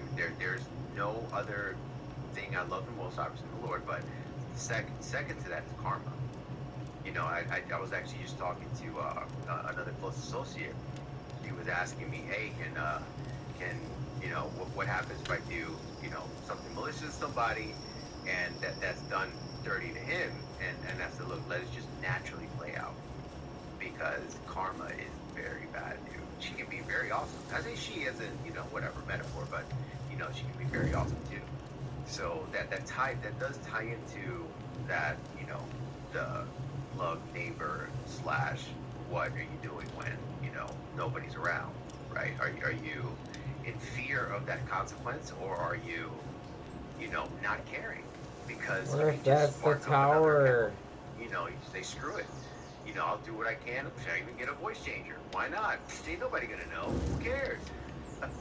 But then those types of people are probably always wondering why they're stuck in the same position where they are their entire life, right? Never excelling, never scaling, right? It's kind of that same thing of that serial criminal, right? That serial criminal will always need to steal something because it's just how he is, right? So it's just, you know, he needs that feeling of, you know, either dominance or just getting away with it, or something of that nature where they need to hurt someone. So yeah, I mean, I'm sorry, I do get on my rant sometimes, but you know, this is kind of, again, kind of different. I kind of like this dude. This is kind of awesome. Yeah, man. No, that's no rant. That's what this space is all about, man. Just opening up, and everybody has a journey, right? Everybody has a life path. Everybody can learn from everybody. There's no right or wrong answers. We're just trying to take the best nuggets from each person's path in life and try to use it for ourselves, right? To try to get better. So, no, man, that's cool. I appreciate you stopping by. We got a couple of hands up, but they might want to ask you a question. So I don't know which one was first, but Lunar, go ahead, man. Hey, Billy, how you doing, man? I like the way your mouth is shaped there, Lunar. Keep going, brother. I know the way you talk a little bit about it here, but... Good to see you, man. Good to see you. Yeah, as always, my name, image, likeness, PFP, all that good stuff. I wanted to start off with a little thing. Like a couple of months ago, you know, I took a pretty big hit in life, right? way, and I was just kind of like down on myself, and you know, I kind of was kind of reacting negatively to that. Now, when I do react negatively, you know, I flip it real quick because I don't try to stay in that space at all. Okay, I don't like the negativity because that is the opposite of positivity. No, I used a fluffy shield. Positivity. No. But I got them alpaca. I just wanted to shout out Alex on this one particular topic because that I reached out to him, telling him, you know, what was going on, you know, what issues I was having, and he did nothing but show me love and inspire me and push me to do better. And you know, I can't say enough about Alex. That guy is incredible. Always has been ever since we met in Frankie Candle's Discord. You know, every time I hopped in there, that dude was just like, oh man, I don't even remember what it was. David, something sexy, something bearded man, something like, I'm just like, this guy is wild, but I love it. I love that energy, you know, and you know, just to touch on something else, you know, I just wanted to say that for Alex, you know, I just had to say that because if it wasn't for that, you know, that part of that community, man, the community that brought us all here, the love for crypto, the love for each other, the love for supporting each other, that's why we're all here to begin with. So it's amazing, and you know, I want to touch on something that everybody almost has touched on, and that is loving yourself. Loving myself has got me through some pretty tough situations. You know, I've talked in the past about my drinking issues that I had, that I developed during the pandemic, and then, you know, my love for my family got me to stop drinking, and then February 4th, next month, I'll be 3 years sober. And then, so, you know, I had to love myself first, though. It wasn't just love for my family, it was loving myself, my own health, my own well-being. Because if I couldn't love myself, how would I be able to love my family? And I had to do that. So, I just have a question for somebody, and I apologize for interrupting. How do you know when you love yourself? Now, I've heard that mentioned a lot of times. That's a very good question. I love this question. Sorry to be right, but I really love this question. It's what we're going to ask, right? We're stuck in our own head. Answer real quick, I apologize. Oh, I apologize. I didn't know it was targeted. I'm sorry. Yeah, I interrupted him, so I just wanted to give him a chance to answer it. I apologize. So, for me, loving myself was taking care of myself. Taking care of my priorities, taking care of my health, my mental state. You know, I suffer from pretty bad anxiety, and if it wasn't for, you know, working out and just having a genuine love for myself. When you look in the mirror, are you happy at what you see? Are you happy with the person that you are? And, you know, even though it took work to get to that spot, I do love myself. And, you know, when I look in the mirror, that's when I know. I'll give you a little thing that I like to do from time to time. It sounds counterintuitive, but sometimes, I don't know why, you know, I walk in the bathroom, I flip myself off in the mirror, and I laugh at myself at how ridiculous that was.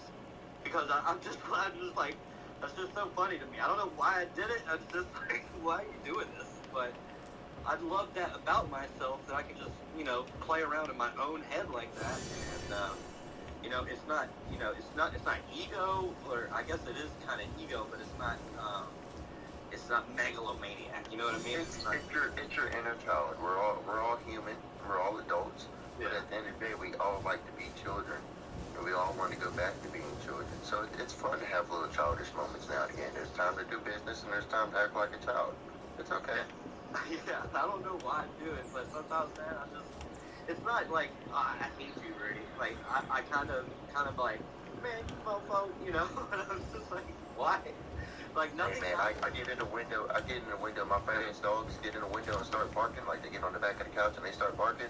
And I run over there and I get on the back of the couch and I start barking out the window and yelling like, what are we barking at? You know what I'm saying? And my friends are sitting over there looking at me all crazy and stuff. It's okay to have fun and act like a child. It's okay. Yeah, man. I mean, I got it. When it comes to love, man, I have a almost 2-year-old, and that nothing in this world compares to the love that I have for that kid. Like it's kind of crazy. I never knew that I could love something like that, but it's or someone or anything in general. But it's different. It's so different. And when you have that love for that child, man, you better love yourself, because you got to be able to give that love to your child, and you know, put in the hard work, do all that stuff, you know. And love you guys. Love you guys. Really, thank you for putting this on. As always, love you, Richard, Podcast, Michael Business, Day Crypto, Day Digital, Alex O Crypto. Although Day Digital, I'm not sure if you sound so much like Crypto Face when I hear you talk about Kulo Shake. I don't even know you, man. Triple C, I love you. Alright, guys, that'll be it for me. Crypto Foil Club. David, mi tacayo. I don't speak French. Well, thank you, man. And we're going to talk to Kulo because they've had their hand up patiently. And we'll come back to No. strategies if you want to chime in. Let's go, Kulo. What's going on, guys? This is actually my first time speaking in one of these. I'm freshly back on Twitter. It's now X now. First time caller. Want to lead off with? Yeah, sir. I want to start off with saying, Lunar, congratulations on 3 years being sober, man. That's huge. It's really great. Absolutely, man. Yeah, I saw the topic of this, and this is just very different. A lot of people don't really go past the emotional level of opening up, you know. I'm pretty young. I'm 26. I just got married in December. You know, I've recently I've had a couple seizures randomly, and I ended up breaking my spine, and I was feeling pretty down on myself. And this was before the wedding, so like I was in a weird position.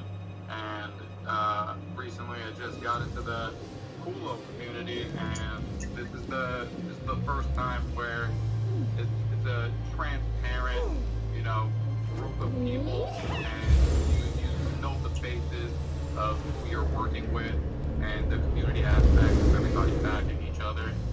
It's just a great feeling, and it gives you the confidence of wanting to participate, you know.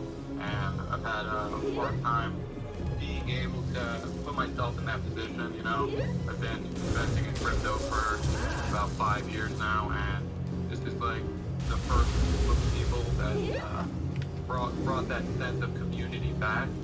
As far as my experience in the gun, my neighbor randomly mentioned it, and I did a little dive, and now here I am. And I've been having a lot of fun with a lot of the people that I've been working with and networking with, and yeah, that's all I got. Thanks for having me. I don't really know a lot of you guys, but it's nice talking to you. And I think you're going to let stuff respond, correct? Crypto Billy, but I know I asked, you know, what it means to love yourself, but I was listening to stuff, and I really think you might have a good opinion or a good take on tough love. I think Seth might know a little bit about tough love, which I haven't heard anybody speak about tonight. Well, that's a fact, Frank. So yeah, that is a fact. I do know a thing or two about tough love, and I do know a thing or two about self love. Right? You asked the question before about what does it mean to love yourself, and the difference between tough love and maybe expressing that you don't love yourself. That is an important distinction, because there are some people who think that because they receive tough love, that the person who gave them tough love doesn't love themselves and is a bitter person and wants bitterness in the world. That's not always true, right? Some people, it can be hard to reach. And Lunar, also congrats on 3 years. This is a big deal. Right? These life changes, it's hard to show yourself love. It's hard because you looked in the mirror for a time and you said, I don't like what I see at all. And so you have to continue to endure and still be balanced and fair and loving with others in your life, even though you don't feel that way about yourself in that process. When you asked that question earlier, it really struck a chord with me because we go through those moments where we have to figure out, how am I expressing love even when I don't love what I see in the mirror? Because we're going to spend a lot of days like that. We're going to have a lot of mornings like that where even if we're on a path, we know we're not quite there yet. Right? We know we're not at 100% of what we want to see in the mirror, and we've got to extend love anyway. And that's kind of, it's work, right? That is work. So tough love is one of those things where, I'll come back to that because I appreciate you bringing that up. But showing love to other people, that can mean showing limits sometimes, and that's tough love. But that can also mean showing generosity to others, even though we don't feel like it'll be reciprocated or like we'll be accepted. And we have to be cautious when we get into those times where we're like, you know what, I'm trying to work on myself, but I still have to live. I gotta live in this world, right, with other people, and I'm trying to do good things for other people. Like Lunar, you mentioned having a child, and yeah, I feel that. I've got some of my own, and over there. And that's it. Yeah, you're right. It becomes something that's greater than you. So, yeah, when love becomes an expression of a belief in something greater than you, whether it's a higher power, or it's the power of community, or it's the love of a child, or a spouse, or a parent, right? Then that can help us get through those periods when we look in the mirror. We're like, you know what? That right there, all that mess is a work in progress. But I'm still going to do right by these people, and it's the way that I'm going to measure that is by doing good to those people and trying to uplift them and really edify somebody and build them up that day. And you know what? The internal dialogue, and if that's not love, then right now I don't really know what is. But while I'm working on myself, I'm not going to be a bitter jerk to other people. I'm still going to try to be uplifting. But occasionally, yeah, that next part, though, about tough love, it's a tricky balance, right? It can be a really tricky thing. Different strokes for different folks, they say, right? And some folks, the way they receive love actually is tough love. You ever have so I don't know if anybody here is a parent of teenagers. All right, that's like the age of tough love. Yeah. It's like the tool. It's like the primary tool. Yeah. So, yeah, that's a whole nother can of worms. I have two stepdaughters. One of them just turned 15, and the other one's 11 going on 12. Bro, I can't even tell you. Like, I love those kids. But yeah, it's some tough love there. Just speaking on tough love real quick, it's kind of like in trading, sometimes, if you're close with your friends, if they're friends, and you play like this, but it's tough love, like calling your friend an idiot for not using a stop loss. It happens. But it's tough love. You should have used a freaking stop loss. I'm just saying. I just wanted to put that out there. Not financial advice. Whatever. Bye. That's good. There's a time for tough love and there's a time for not, right? And let's stick with what you just used there, stop loss, right? Your friend probably already knows better, right? They probably already know better. They probably know, like, that, oh, I was lazy, I didn't put the stop loss. They're already beating themselves up about it, right? So is tough love really needed in that situation? Exactly. You're beating somebody up who's already beating themselves up. Yeah, sometimes you gotta know when to be uplifting rather than criticizing, I think tough love is definitely important. It's been a big character building part of my life. However, sometimes, you just need someone to be there for you, And I think that kind of goes back to Seth's point, right? Where he said, that's a really, really fine line because everybody perceives it a little bit differently. And that's where you really just got to take a moment and just kind of watch, right? Because one thing about humans is we're definitely emotional creatures and we're not logical by no means. So we react off emotions first. And, yeah, that's where it goes. So we really, even though it's real easy to be like, don't care about your emotions, but you should care about mine. You know, I'm not going to say I'm going to sit here and cater to everybody, but I'm going to sit here and try to understand where they come from. And that's why I wanted to be specific about who you do it with, because I know for me, when I went through my trading issues and Alex came to me, what he gave me was what I needed, you know. But, you know, if you're just like, if you're always in that kind of mindset with your friends, you know, it's a different vibe, but, and if it's not like, you know, a liquidation or type of event, like if your whole account gets liquidated, I'm not going to be like, ha, you friggin' idiot, you know, no, you don't do that. You lift them up and you say, hey man, you're going to get it all back. You know, that's what I say every single time. You're going to get it all back as long as you stick to it. And I know you will, because you've been here for so long, and just stick to it. Put your nose down, stick to it. You've got this, man. And, you know, Anonymous, I don't know how many of y'all know Anonymous. Have you heard of TRB?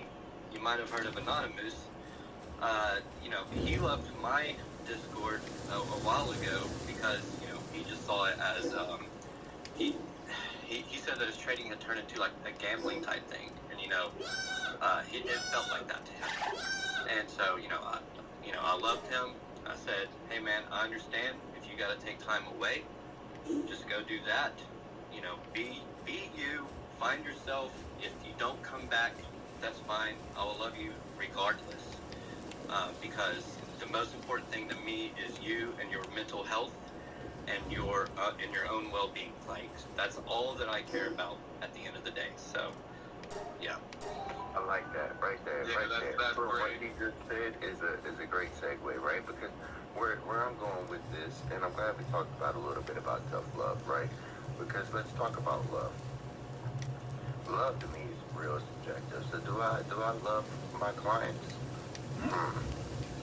But when I think about my time as a restaurant manager, and I think about all the years I've ran a restaurant, did I like all of my, we'll just start with customers, right? Did I like all of them? No. Did I like all my coworkers? No. Do we all like everybody that's around us? No. Alright? We'll start there. You don't have to. That's the beauty of it. But we're all emotional. We're all human beings at the end of the day. Right? And so love is subjective. It's a feeling. It's pull it up. Pull it up. Go to Google and pull it up. And the definition of love, an intense feeling of deep affection. A feel of deep affection. Right? So do I love my clients? No. But I care for them. Right? Because care is the provision of what is necessary for the health, welfare, maintenance, and retention of someone or something. So when I have spent all these years working on myself, working on my traumas, working on everything that I had to get through, had to fight through childhood, to survival mode, to finally get to where I'm at, to where I actually love myself and I can be myself and I can forgive myself for mistakes I make and learn from the things I do. Am I going to give that power to people that easily to be able to destroy me? No, because love is an emotional thing. And so when I love somebody, they have power over my emotions. So I'm not going to love them, but I will care for them. Yeah, brother. That's beautiful. Be frank. Yeah, man. Thank you. Well, look, we have like 17 minutes left. We have some speakers we got to get to, brother, and I do want to come back to be frank. We almost hooked up in Charlotte this weekend, so I love you, brother. Let's see. We do have, I saw Infinite Crypto came in, but Golden, you were here first, man. Let's hear you, man. Thank you for taking time to come up and speak and remember what we're talking about. I need everybody's permission to use their PFP and likeness for the NFT book. So please give us your permission when you come up. So go ahead, Golden. Let's hear from you. Golden, can you hear me okay? Yeah, we got you. All right, you got my permission. I'll keep it short and sweet. I grew up a little bit rough background, 2 different families, 2 different types, one very loving, one complete opposite. I used to be the kind of person in my late teens and early 20s that just gave everything, every dollar, every dime, every minute to everyone else because I thought that was good love. Not saying it wasn't, but at the beginning of this, you said loving yourself is selfish. And I tend to disagree with that a little bit on this premise. Who said that? It's not, sorry, not selfish. I look at self-love as a requirement. And when you learn to love yourself, you can learn to secure yourself from all the bad people, all the predators that want to suck that out of you. Like the 5% we were talking about, the 95% of people are good. Well, the 5% are the wolves the succubuses that'll just take it out of you. And they can see the people who are selfless, and they'll come after you. And I used to not love myself at all in my young teens. And it finally got to a point when I was 23, I had a full-blown heart attack. Like, down, 7 minutes down. I'm happy to be here. I had my near-death experience with God. Not going to get into that right now. But that recovery took a long time, 4 or 5 years, really long time.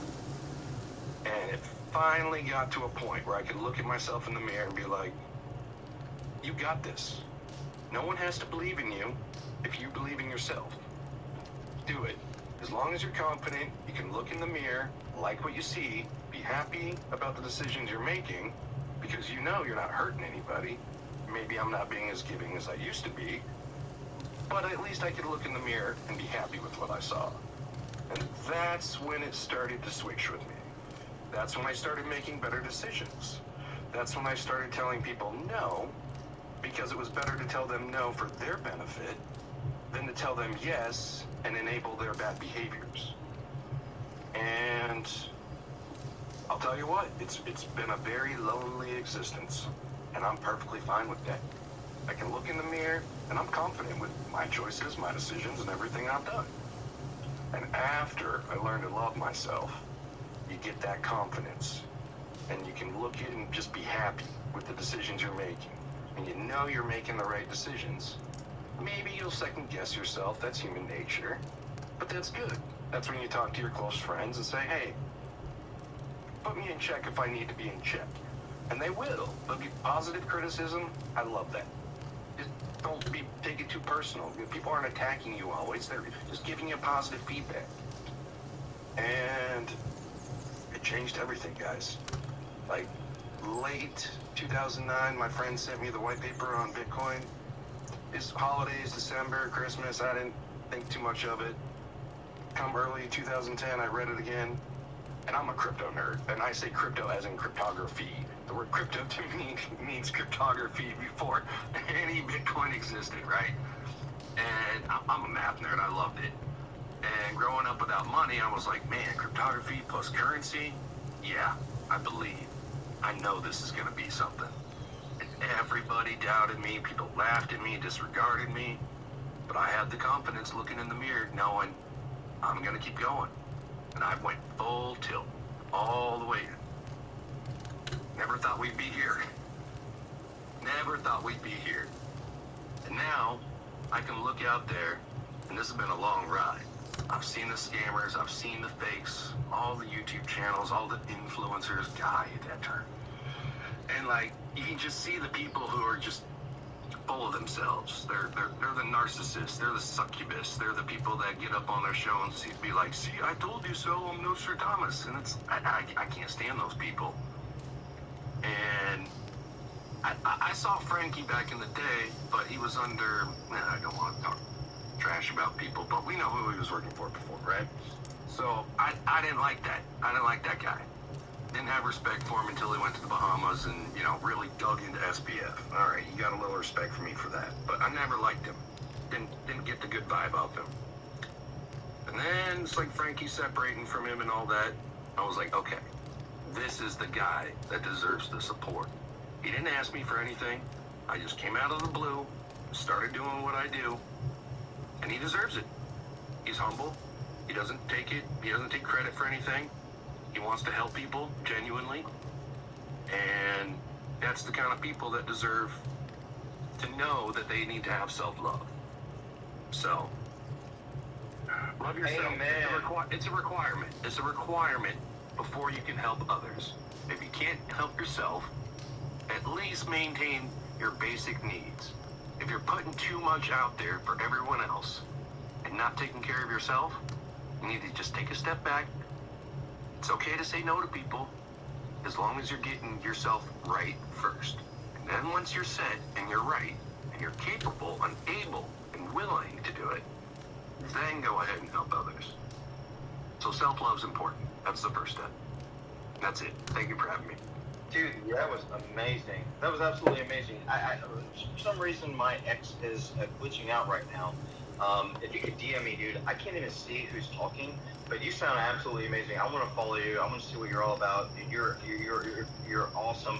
Not only that, dude, I love math too. As an Asian, you know, I love math, but I still count with my fingers. I profile for a reason, guys. I don't post content. I'm not a creator. I keep my head down. I just do my thing. I keep my head down. Hey, but good people are good people, and we should, you know, hold our social circle. So I see a couple of people here, Luna Bear, and then, I'm sorry, not Bear, Beaches, my bad. And then also I see Pulo, you know, come on up. I done been talking, bro.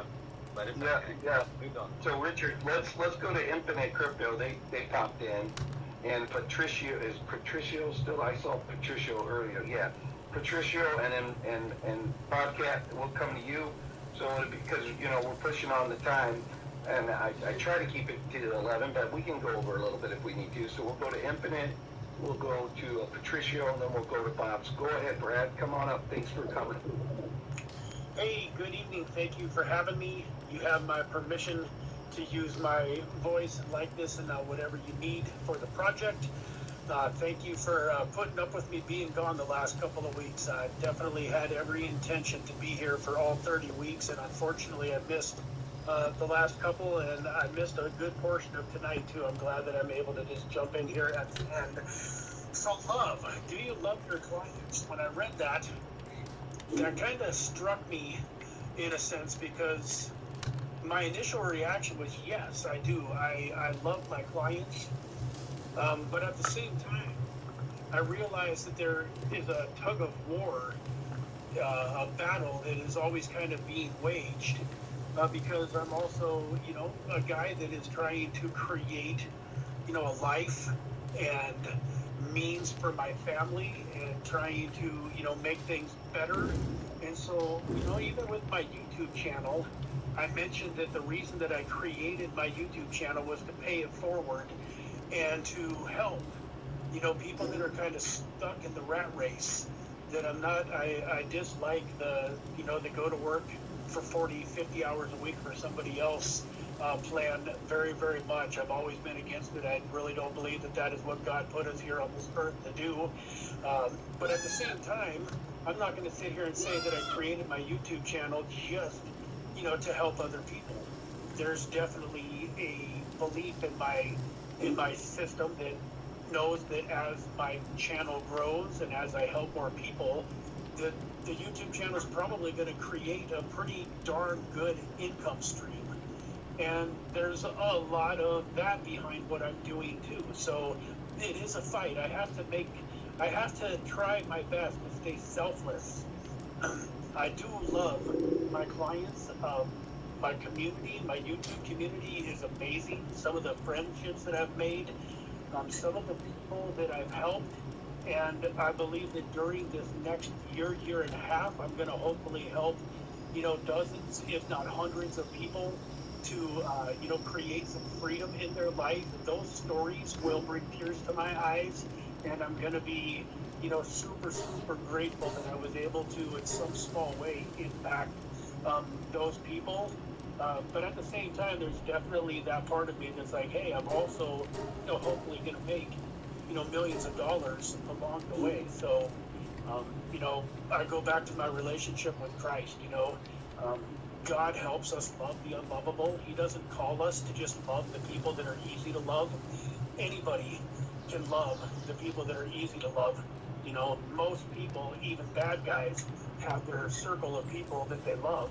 It's what separates me, hopefully, as a Christian, and hopefully my light shines through, is that every day I get better at loving, you know, the unlovable and maybe the people that don't deserve to be loved.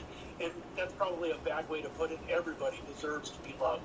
But some of the people that make it a little bit harder to love them, and I think that's actually how we touch lives and we change lives, is by loving the people that maybe are harder to love, and maybe they've never had anybody really love them the way that God loves them. And if I could just love on people a little bit to where they say, man, if Brad is able to love me the way that he does, I can only imagine what this Jesus Christ that he talks about, how he must love me. And I never really realized that Jesus loved me the way that he did. You know, I really believe that there's nothing that we can do on this earth that's going to cause God to love us anymore than he already does. But there's absolutely nothing you can do on this earth that is going to cause him to love you any less either. And so I just try to wake up every morning and try to be selfless as much as possible. Pray to God to help me to keep my eyes on other people and help them to the best of my ability, and trust that God is going to take care of my needs. You know, something that I tell my wife and my kids all the time is that I am not their provider. God is their provider, and every good thing that we have is because of God. And, you know, yeah, I subscribe to the theory. I wake up in the morning and I work like it all depends on me, but I pray like it all depends on God. And I've seen many, many times in my life where I tried to be the man, where I tried to do it all on my own, and I got absolutely nowhere. And then when I started trusting in God and relaxing, turning it over to him and just doing the activity and trusting him for the results, you know, how the floodgates open. And I believe that that's a huge part of loving your client and really, you know, putting them first and helping them to get what they want. I want to say it was Zig Ziglar that once famously said, if you help enough people get what they want, you'll get everything that you want. And so I'm not perfect. I do some stuff that's selfish, and I make you know, mistakes on a pretty regular basis, but my heart is in the right place, and I'm getting better and better every day. And hopefully, you know, I'm growing and learning to love those people that have trusted me and that are part of my community more and more as time goes by. So with that, guys, I'm glad that I got on here in time to talk a little bit tonight. I missed the heck out of you, and I look forward to you know, all of the rest of these shows that are coming up on Tuesday, and hope that I don't have to miss any more. Amen. Brad, thanks for coming. I know you've been a mainstay on the space, so I was glad you're safe, glad everything worked out. I'm glad you made it in tonight. In the interest of time, man, I'm going to keep on pushing through. Patricio, come on up, brother. Hello, my friends. How are you? Well, first of all, you can use anything I say or anything you want. You know that. And I have a special message for Seth. Listen to this. Cheers, man. So, anyway. I will try to do this as fast as possible. First of all, I was lucky enough to be born in a very loving and caring family. And I have 6 brothers, so we have a very tough life of tough love that here in Mexico we call it amor apache. We were fooling a lot against each other and making very, very bad jokes all over the place. But this family, which is a very strange family, taught me a lot about love, about respect, and about caring for other people, because even my aunts and uncles, we have, if we count the entire family, we are a little bit more than 400 people. So you can imagine that we as Mexicans, we are a plague. So there are too many of us. So anyway, love has a very, in my life, has been playing a very important role, not only for taking care of my family, but also trying to be as nice as possible to other people. And going back to the question, do you love your clients? First of all, I have to say that during the pandemic, I was very depressed because I had a music store, and we used to sell vinyl records, turntables, and audio equipment. And I made a lot of good friends in the store that they were our customers, and I was really worried that they really enjoyed what they purchased from the store.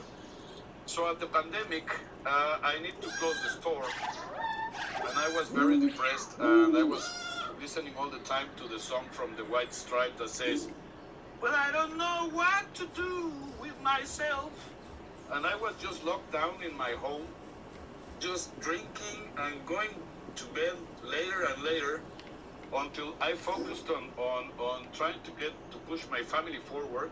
And I started to improve my turntables. I mean, you really know that I manufacture my own turntables. So during the pandemic, I focused a lot on trying to make them better. And then they started to sell more and more. Actually, a guy from Sweden bought one turntable from me, and he paid it with Litecoin.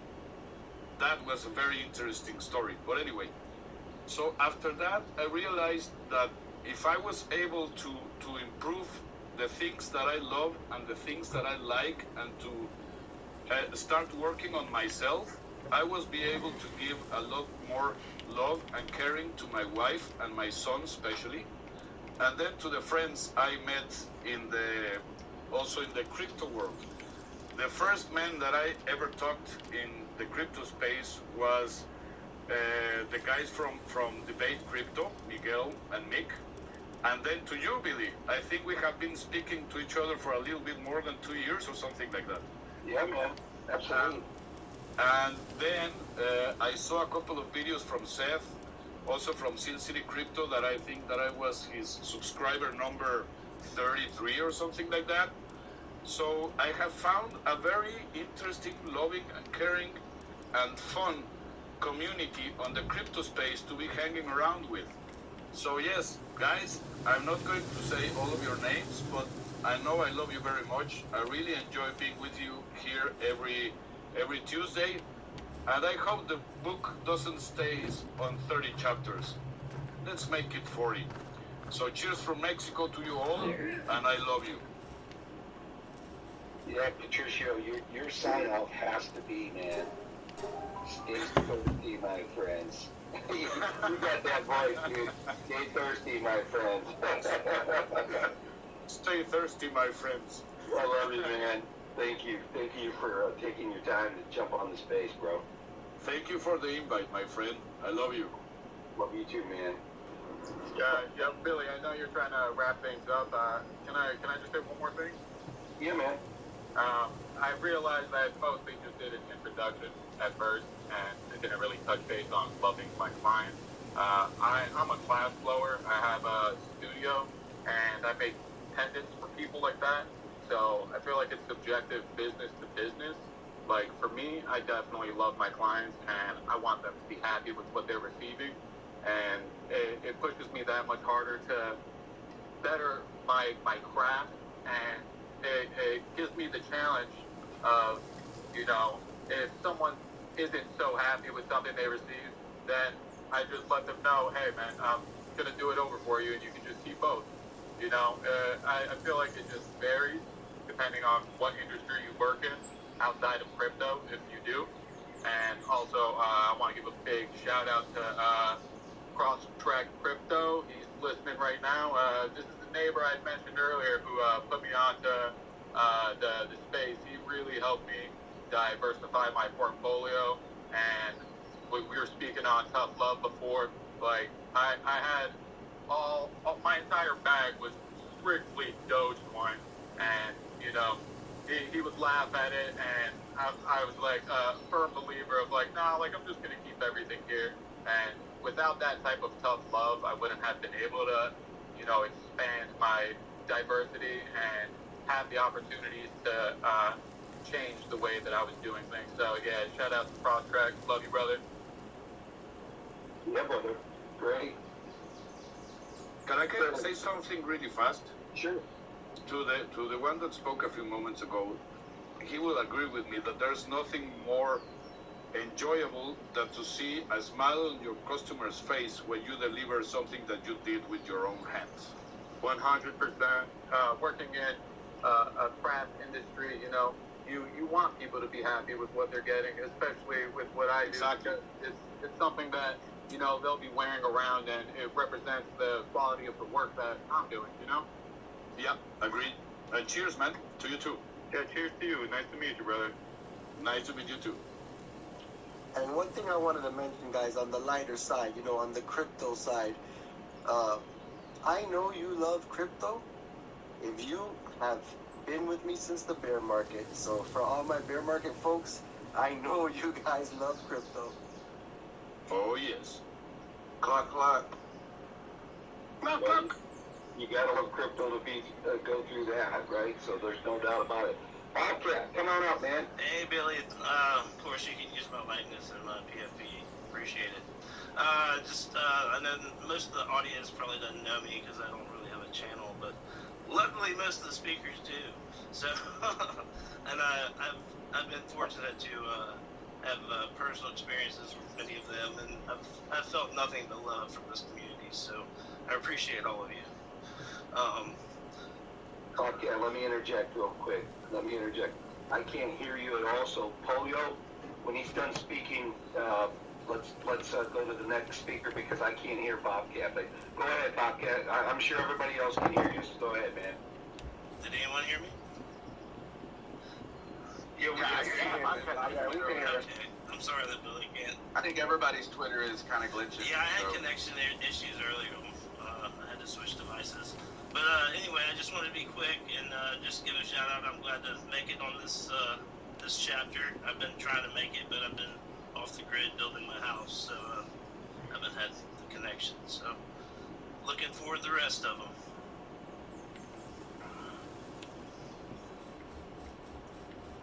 Amen and amen, dude. Glad to have you here. Dude, you stick around for so long. Dude, it's amazing to have people who stick all the way to the end. Dude, I absolutely appreciate that. Billy, dude, man, you must be getting raped by X by now. It must be that overtime. We're 6 minutes over, and all of a sudden you got run. But we can hear it, you can't. So, ha. No, I'm just kidding. This is called Crypto Love. I love everybody here. Who's next? I don't have anybody else on the list, so everybody's spoken. So if anybody has any last words, Papa's up next. Go ahead, Papa's. Hey, I appreciate it. Thank you so much for giving me the opportunity to speak on love and to speak on love about the topic. Do you love your clients? First and foremost, I'll make it super quick. I came up in a house that was full of love, but a neighborhood that wasn't. And so it was one of those things that I had to learn.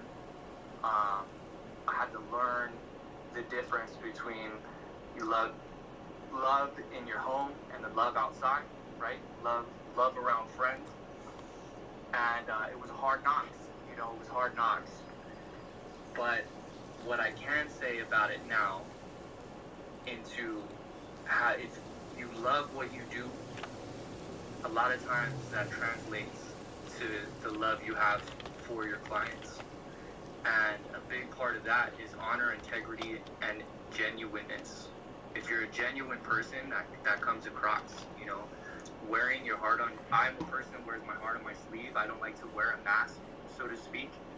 I like to treat everybody the same, and even in the military, that got me in trouble a little bit. But love is a powerful emotion. It's a powerful, Hey guys, you're here for an easy first boss in PALWORLD. This is a game where you catch pals and use them, and even guns, against enemies, building a base and crafting equipment. The first boss can be killed easily with a glitch. Run around the pillar until the boss gets stuck on the other side. Position the pillar between you and them. Throw out your pal, then let your pal solo kill. You could potentially beat the boss without taking any damage. As long as they can solo within the time frame, you are good. I got 2 boys, so I'm making sure that they're growing up in a loving home, but a home that's full of discipline, because it's easy from my personal experience to get involved with the streets and have these people that you think love you or treat you like a brother, but they don't have your best interests. And so when you come, for me, going into the business world or going into, you know, academics or the military, like that's a whole different realm of love. Because I am now relying, I'll speak on my Navy experience, I'm relying on my brothers and sisters to my left and to my right to make sure that I am safe on the flight deck, to make sure that I'm safe in a war zone. And I'm doing the same to make sure that they're safe in the war zone. I mean, I've had an instance where a sailor almost walked into an intake and I dropped what I was doing and pulled him away and dragged him out to the side, you know, because that would have been an ugly sight for everyone, and somebody would have lost their life. And it's love is powerful, and the more that I learn about it, the more that I grow with it. You know, another thing of learning to love yourself that was brought up earlier. Man, you can't pour love into others if you don't have a glass full of love yourself. And in my own experience and my own struggles with alcohol, you know, 7 years sober, got my 7 years sober chip. So congratulations to you, brother, on 3 years. I mean, keep fighting the good fight. Add me in the DMs. Call me if you're ever struggling, brother, because I understand. But that goes to what I'm saying, right? I had to learn to love myself. I had to learn to get through all the ugly that I thought I was. And now, you know, life ain't perfect, but by God's grace, I'm here, and by God's grace, I'm in here with you all, speaking about love, giving this beautiful opportunity. And so that's just my piece, man. Thank you so much for letting me chat. So yeah, of course, Papa's great contribution tonight too, man. So thank you for that. Just in the interest of time, we're gonna call this our last speaker, guys. DJ King, come on up, brother. Wow, I really appreciate y'all letting me step in here at the end. You can use my likeness, of course, in anything you need. I usually don't speak a lot in these things. I have a deep southern accent, sound like a dumb redneck, but I really love some things that I hear here tonight. I'll be back for more. And what I wanted to say on the close here is I've heard a lot of things about love, and I heard a lot of things about God, and I know there may be some people here with us tonight that really may not believe in God, and what I haven't heard on the other side is just the plus, the positive energy. And no matter what, whether you just believe in science or whether you believe in God or however you choose to believe, we do know that love is positive. Positive is love. You don't have to believe in God, but I challenge you to just look deeper tonight, no matter what. But just really look deeper, because, like I said, we talked about love, we talked about God. Now I want to talk about positivity. So no matter what, if you stay positive, good things are going to happen. Because God is positive, God is love, no matter how you look at it. So even if you want to look back deeper into the science part of it, you can go back to the Big Bang Theory or however you want to think of it. There had to be a positive energy somewhere. Where did that positive come from if you're just the science person? So you tell me, where did that positive come from? But I just want to challenge everybody here tonight to be sure and think of it in that aspect as well. And just think of positivity, period, no matter what. And I challenge you to add God to the aspect, challenge science to the aspect, and really look into all of these factors. And I find that if we all do this, we can really find ourselves and probably find the things that we're really missing. I just really appreciate y'all letting me step up here and speak tonight. And I hope everyone has a good night. Yeah, brother. Thank you. Thank you for taking the time out of your day to come in. And just remember, try to tell everybody next Tuesday, 9 p.m. Eastern Standard Time, is going to be the next edition of Billy Tales. We have finished the 10 cornerstones of the Giver's Gain pathway with love tonight. And if you ask, what is the Giver's Gain ethos? It's simple, man. We just want to connect people here. We want to help people share the Giver's Gain philosophy in the crypto space. the mentality is very simple. We support those who are working very hard to help themselves. We help them find themselves. We help them grow. We help them grow their business. We help them grow their opportunities. The YouTubers that are on here, we want them to grow. We want to support them. So please follow the panel. All the YouTubers. We just get so many great YouTube people that come on and support our space, and we want to help and support them. Some of the NFT projects are going to be coming on in some of these next spaces to talk about not shilling their product or their coin per se or their NFT, but how to do it. How do you launch an NFT project? We're going through that at Billy Goat Tales right now. We have great people around us. We've been in the space for a few years now. We've made some really good connections, and we want to if anyone else has an idea that they would maybe want to start an NFT project or start a meme coin themselves, how do you do it? So it isn't going to be so much about the actual individual project, but it's going to be the learning curve and share that and help other people, the people behind us, right? We're in these classes of not YouTube, but space, right? We're in a class whether you've been in here for 8 years or 6 years or 4 years or 2 years. We're all getting to know each other through this crypto space, and we just want to continue to help each other grow. We just want to show doing the right thing when nobody's looking is profitable. It is profitable.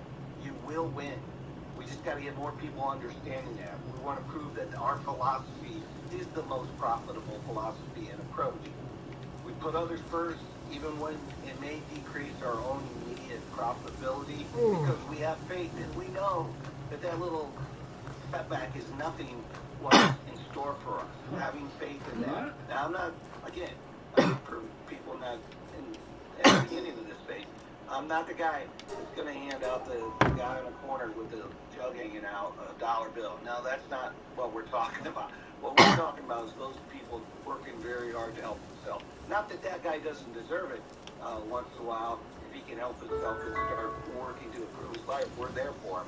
But that's what Givers Game's about. Love, honor, respect, persistence, taking action, having good habits, and that's what we're talking about. Now that we're done with the 10 cornerstones, we're moving on. The next 20 chapters are going to be I hit the killer. fucking... We have some great speakers lined up for some of these chapters too. We always announce it like around Tuesday. We'll announce what the chapter is, what the topic is. We look forward to seeing each of you here, and thank you for taking the time to come to Billy Goat Tales. Have a good evening. Yeah, thanks for having us, Billy. I appreciate you. Nice to meet you, man. Thank you. Have a good night.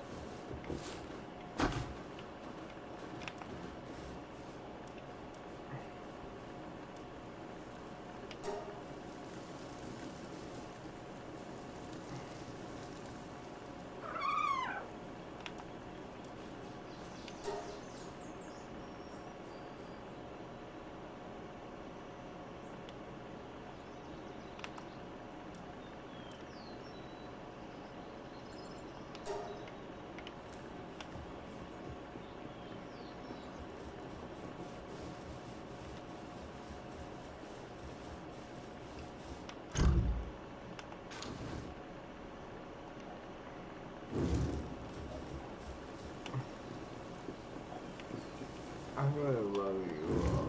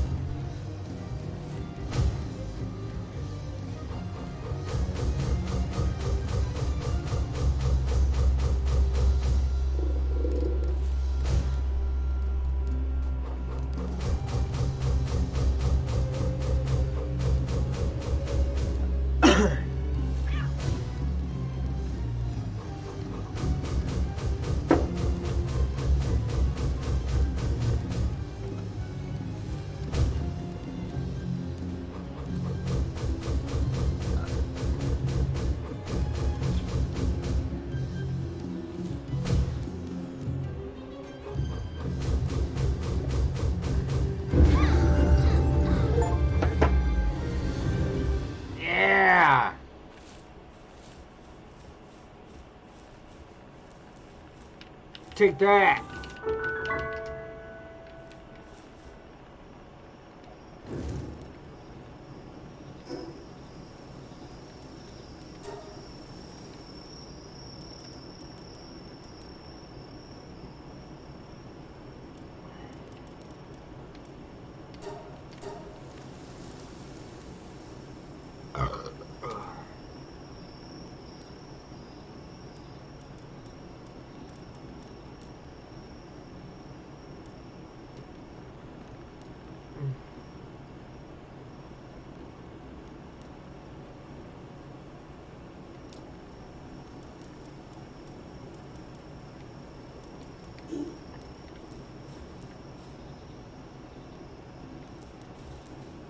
Jesus, fuck.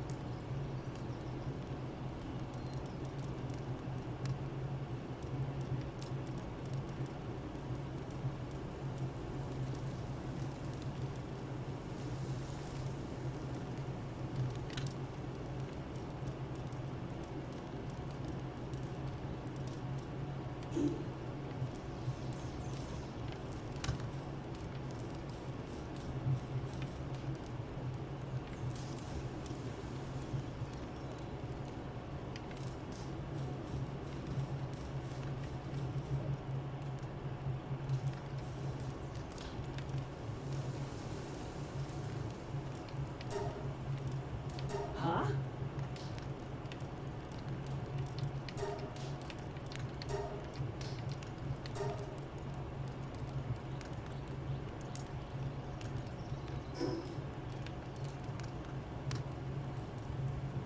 My HP sucks balls. So's my attack though.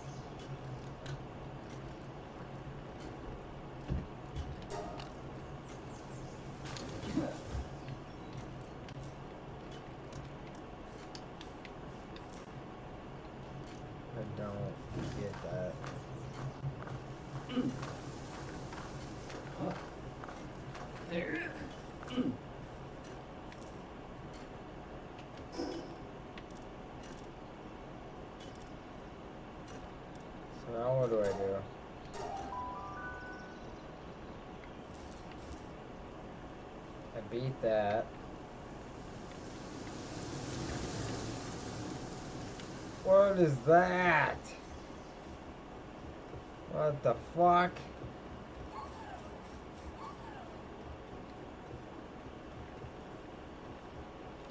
Yeah.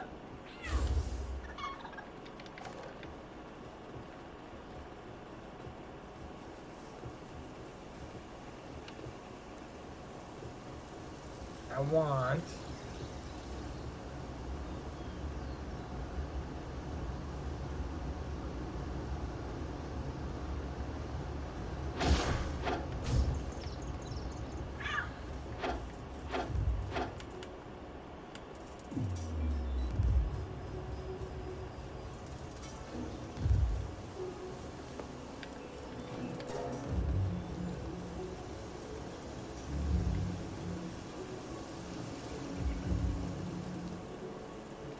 fuck should we go?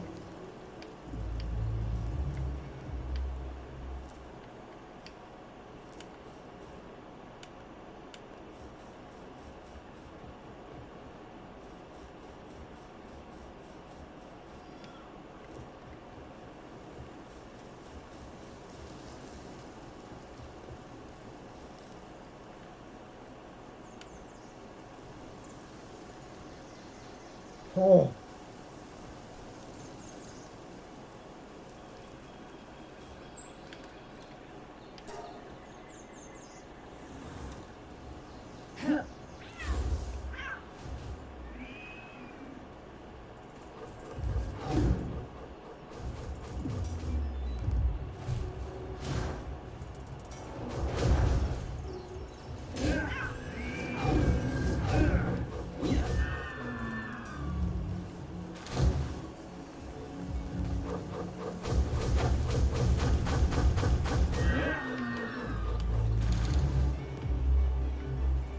Not cool.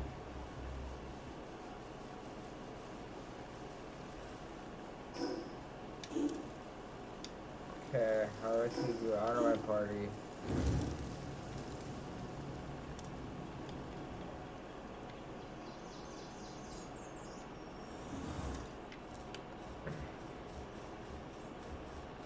Killing all my people that I want to catch. Motherfucker.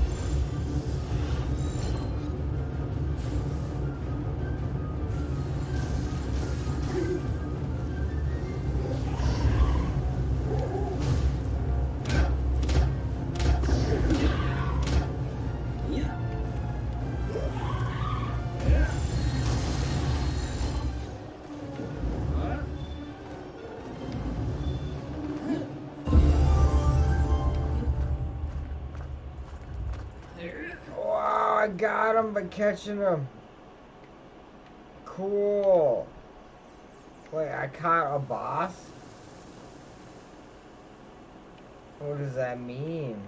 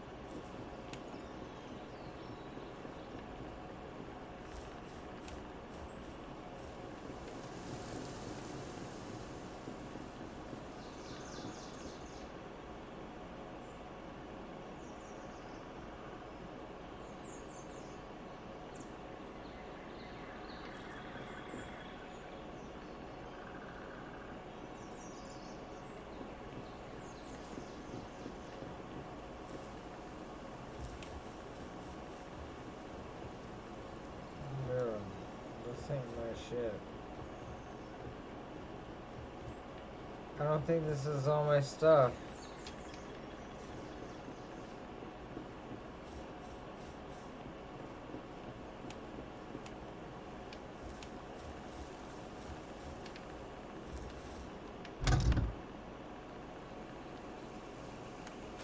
It doesn't look like it. No.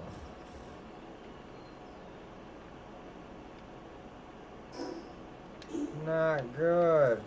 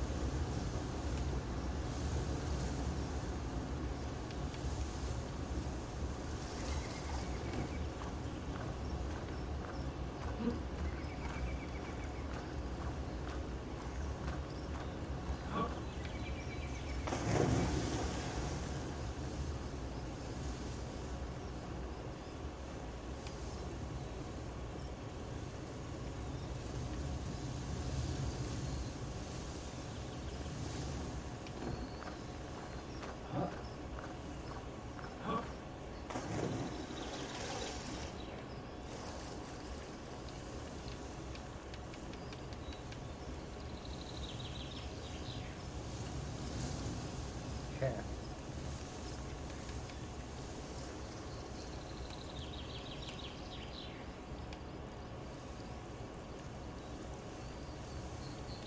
Yeah.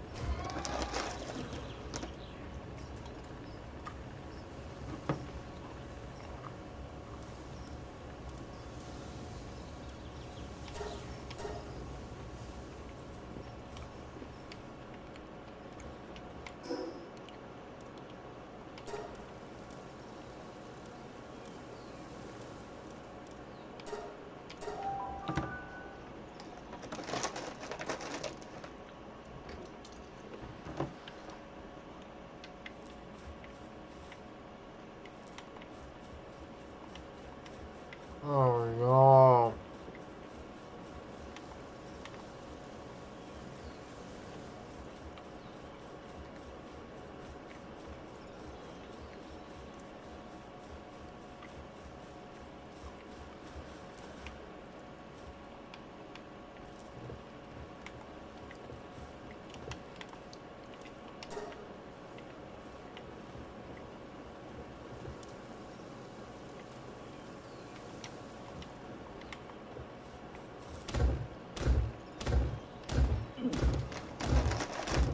Wood. Wood. Crap.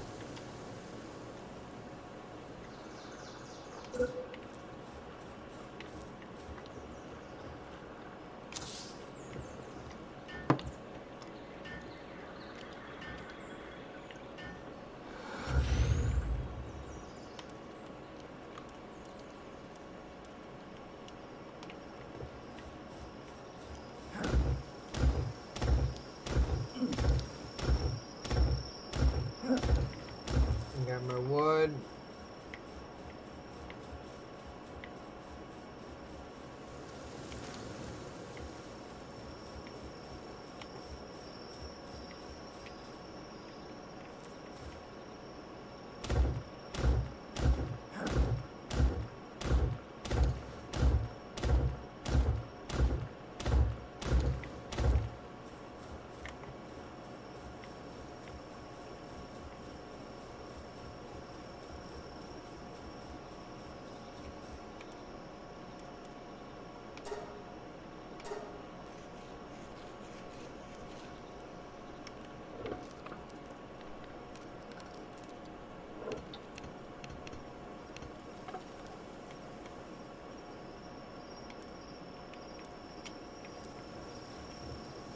Okay, now fucking use it. There.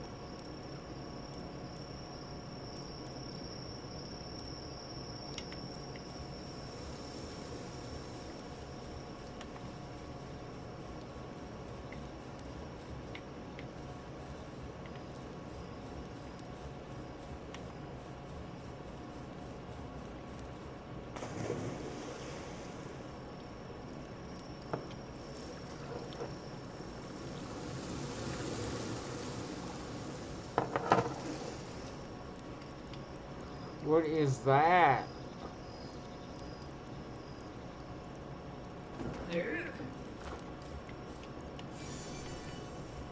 Lift monk effigy.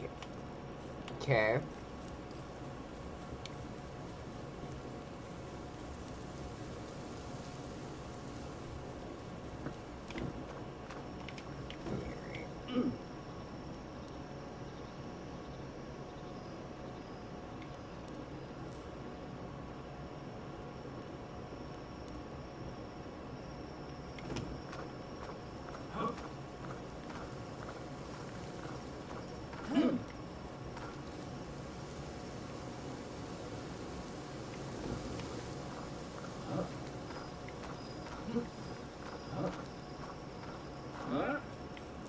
Yeah, I made it. Where's my shit now?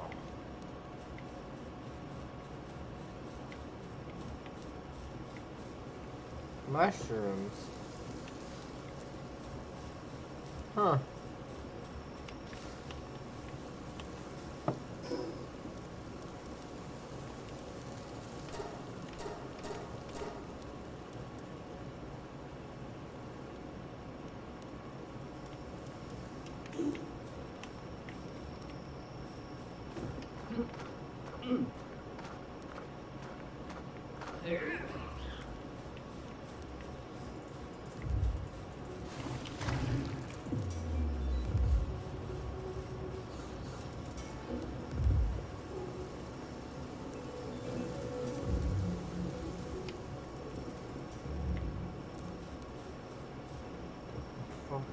are those things?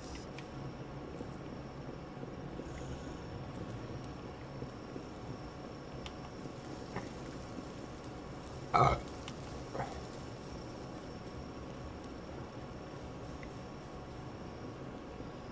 my god, what is that? Oh no.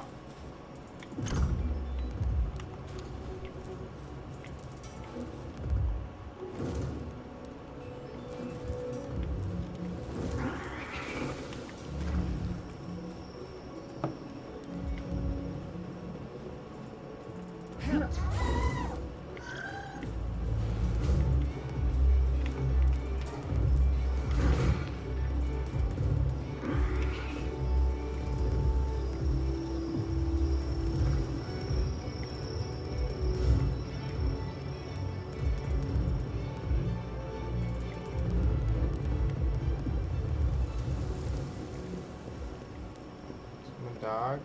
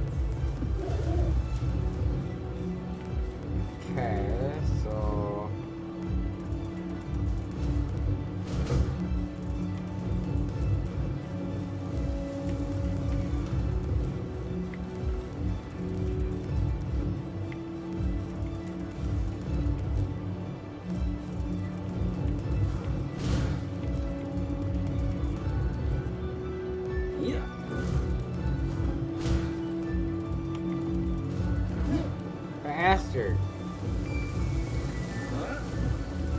Come on, boy.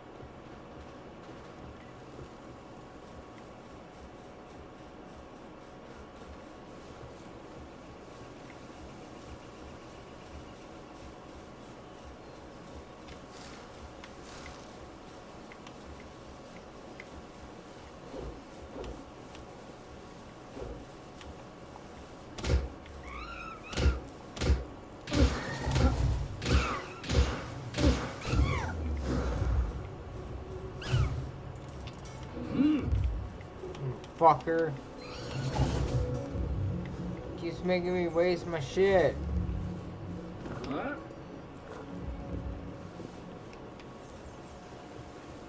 Let's get him.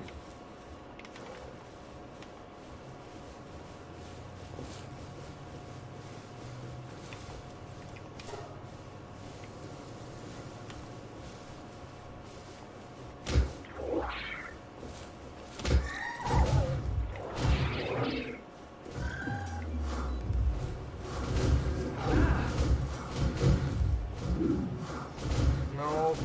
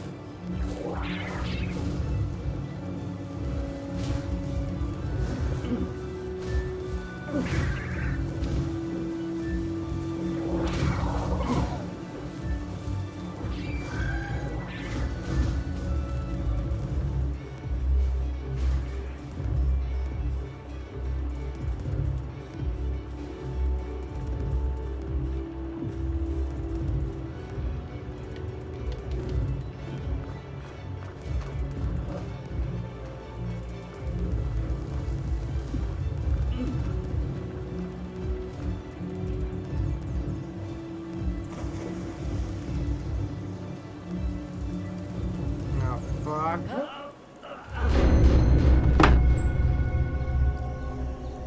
I died in the water.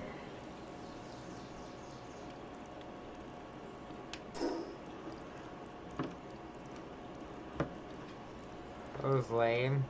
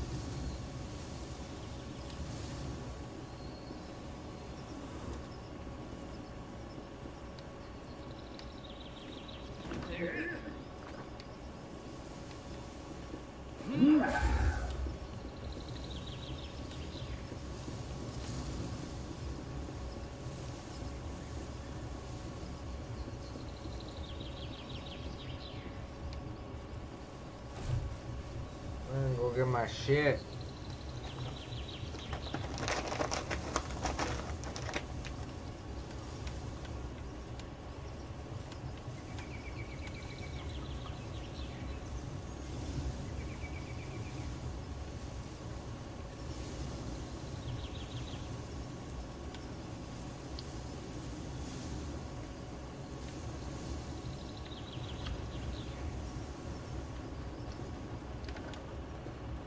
All right.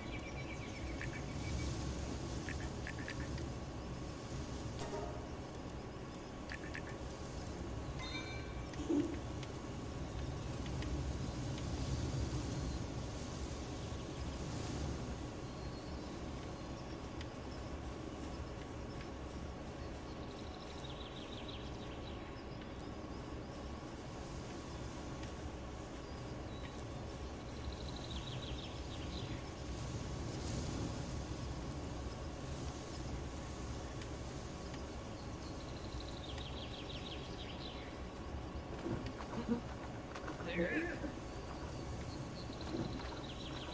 What?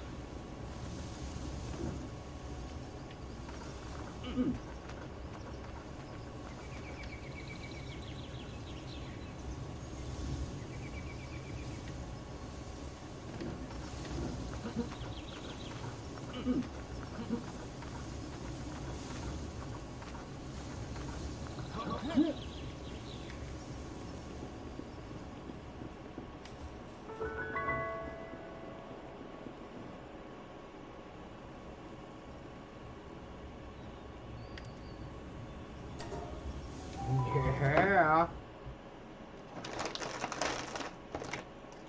What is it here?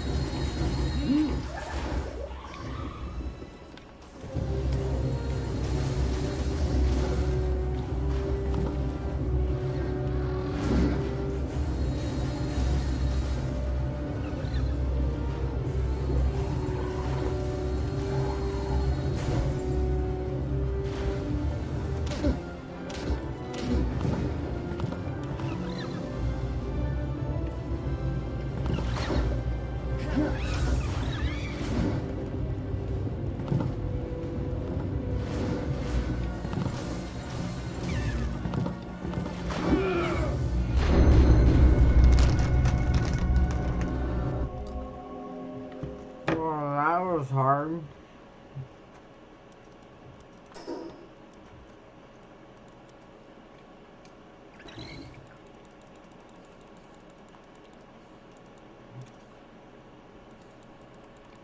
That was difficult.